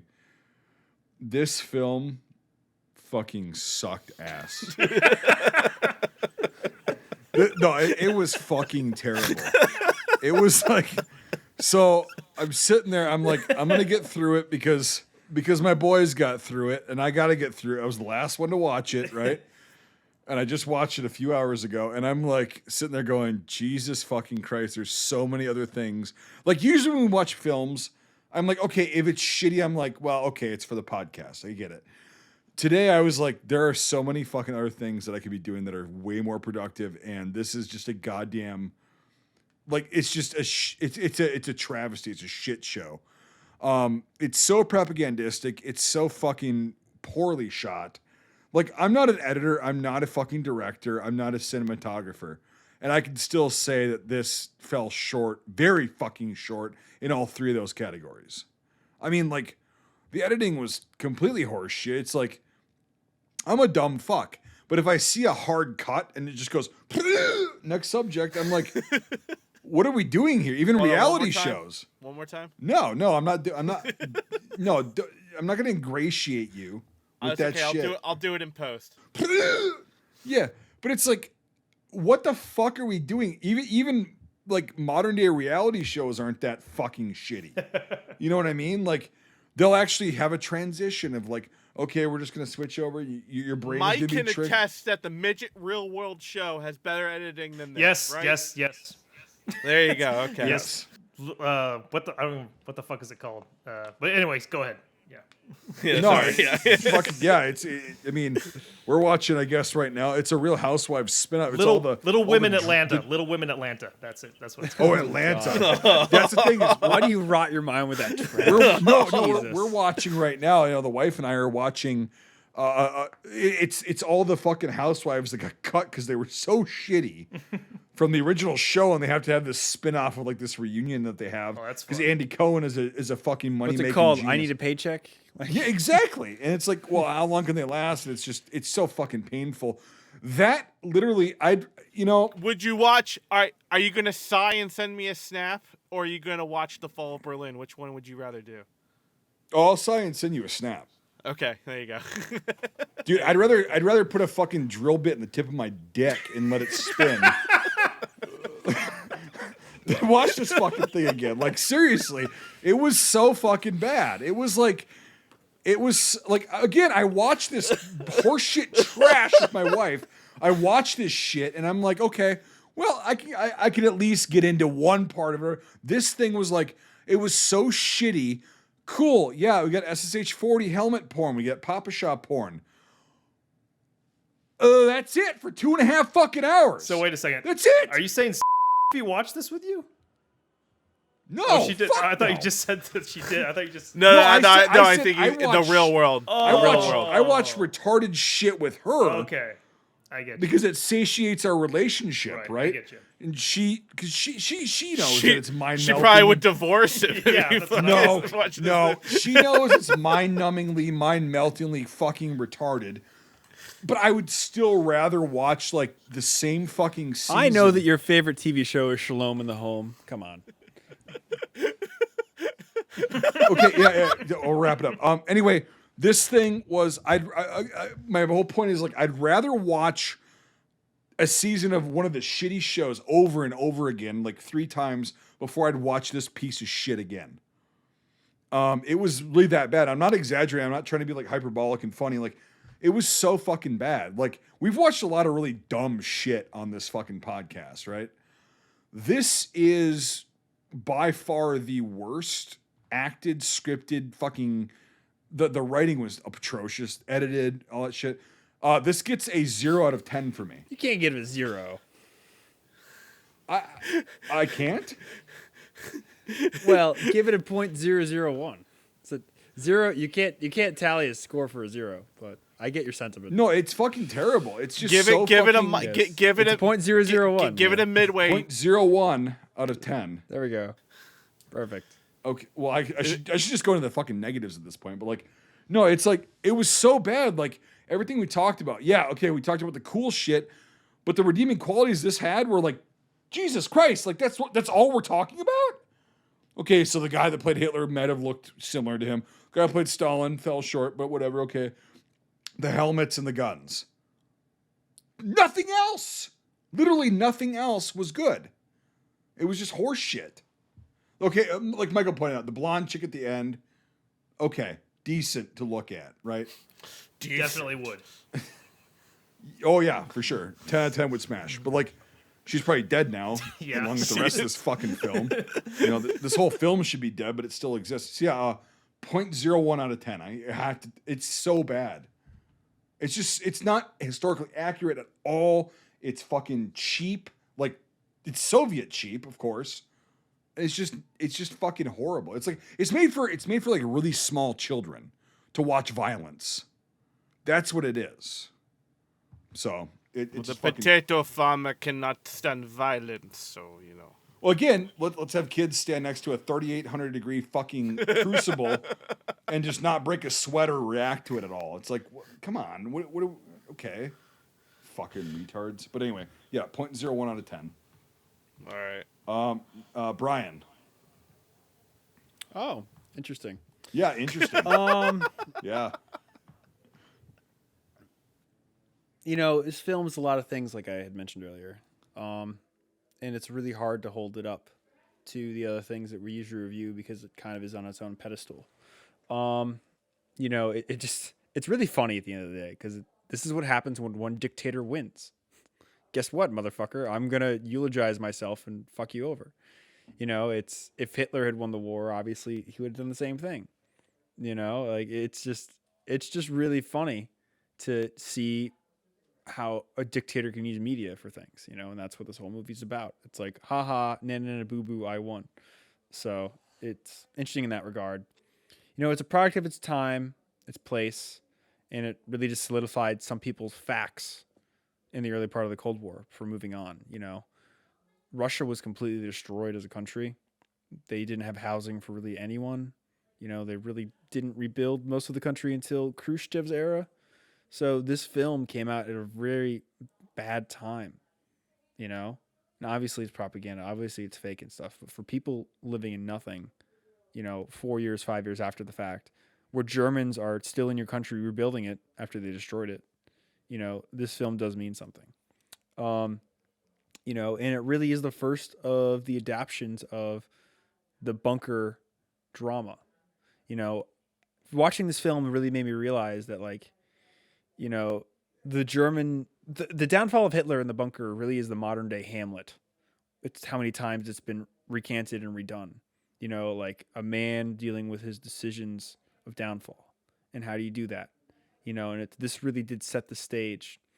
And even for a dictator shitting on another dictator 4-5 years after the guy died, they went to really interesting strides to try to get stupid shit right that didn't matter. Like being in the bunker, having the dog, you know, have the poison first.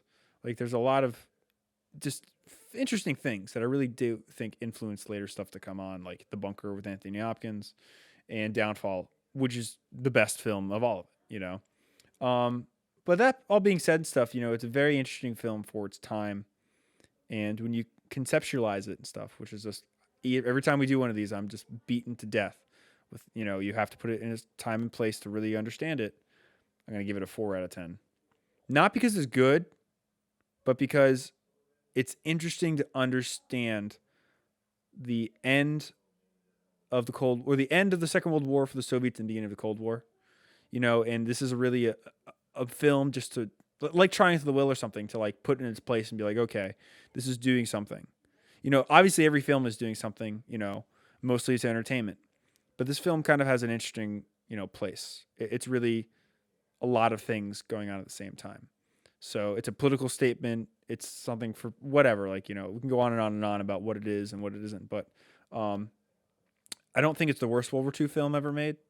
It's fucking horrible, but we have to keep it in that propaganda vein. If it wasn't trying to be a propaganda film, then it's probably the worst World War II film ever made.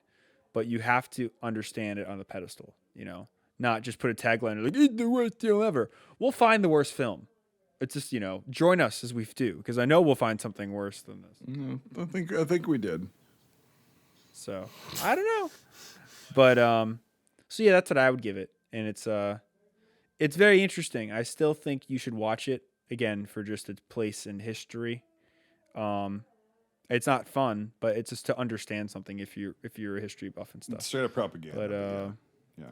Oh, completely, yeah. And also follow this up with the death of Stalin. So, you get 2 laughs in one night. So, it's like, this is a horrible piece of shit. And then you see, a real satire of events. But, yeah, so at the end of the day, I give it a 4 out of 10. I will pass the torch on to you, Mikheil. Okay. So, yeah. Well, it's going to be interesting to find the, quote, worst war film or World War II film ever made, because this one, I don't know, man. This one's special. Like, it's in terms of its awfulness. Can I just say one thing, Mike, that you'll relate to? Is I've seen Luke Schutzel's films. That's true. And this is worse than them. That is true. No, it definitely is, because we watched we watched one together.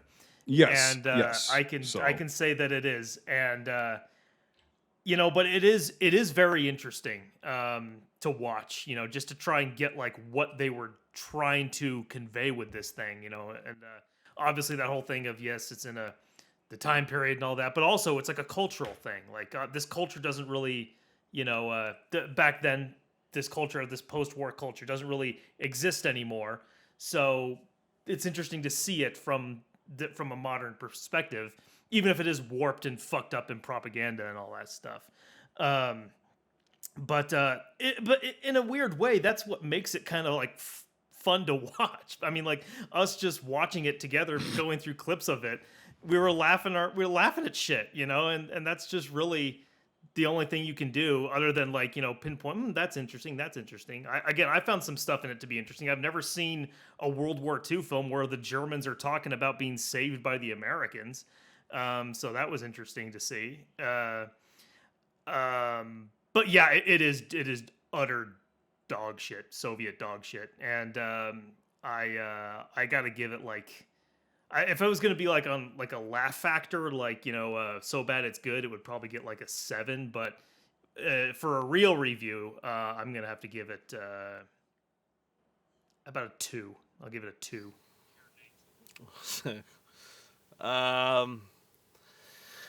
Yeah, there's a lot to be said about it. That hasn't. But everyone's kind of said it already. I will say that most of the things to kind of like really pick at are just, unfortunately, the extreme propaganda, the Soviet propaganda, and just the twist of events that never occurred, and just wrong everything, and that is really, if you think of it as someone who digests media and stuff like that, and yes, you shouldn't rely on media for historical accuracy. This is the whole reason why we have this podcast. But it does worry me when I see movies like that, and so when I see stuff that's so blatantly out there, it is kind of like, well, what the fuck, And in the end, we have to remember that this is a dictator's love story to himself. And, we just have to accept that. And so everything's been said. I won't repeat, but I do hear everyone's opinions, and I do agree with almost all of them. In terms of the critique of this film when it came out, there was someone who I was reading about who pretty much gave his opinion on the piece, and he said he was a war veteran, and he watched the fall of Berlin while intoxicated, and he commented, "And where did this angel come from? We have not seen him there." And he was arrested and condemned to 8 years in the Gulag. That'd be a more interesting movie. Yeah. So think of it like that this is coming from a period where even if it came out, we couldn't do what we're doing.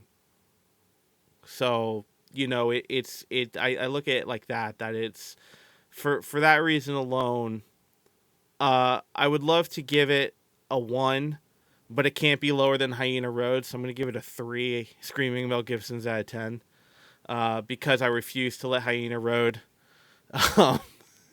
have a higher score than this. You think Hyena Road was worse than this? No, but that's part of the bit. Is I can't let it be I can't let it be better than anything. Oh, dude. How about this? Let's tie it. Let's say a 2. Let's give it a 2. Scream Mel Gibson. No, I don't want to influence your No, decision. because that's how I feel. I mean, that's really how I feel. I feel like it's a 2, but I wanted to keep it over Hyena Road. But no, I really feel like it is a 2 because, again, I will state what I feel like. We get to see the real original equipment at work. We get to see the real stuff being used. We get to see how it interacts, even if it's flailing around and Conan the Barbarian swinging MP40s. You know, I enjoyed it for that, so I'm going to give it a 2 out of 10 for that. I like, if you go to the Wikipedia page, I like the very last sentence of the plot summary, which is, the film ends with Stalin wishing all peace and happiness. Jesus. Another fucking lie. Yeah. That's fun. I made the mistake of reading the YouTube comments. Both are probably And there's people who are like, entertaining. this is really good. This is a great film. It's very historically accurate. And I'm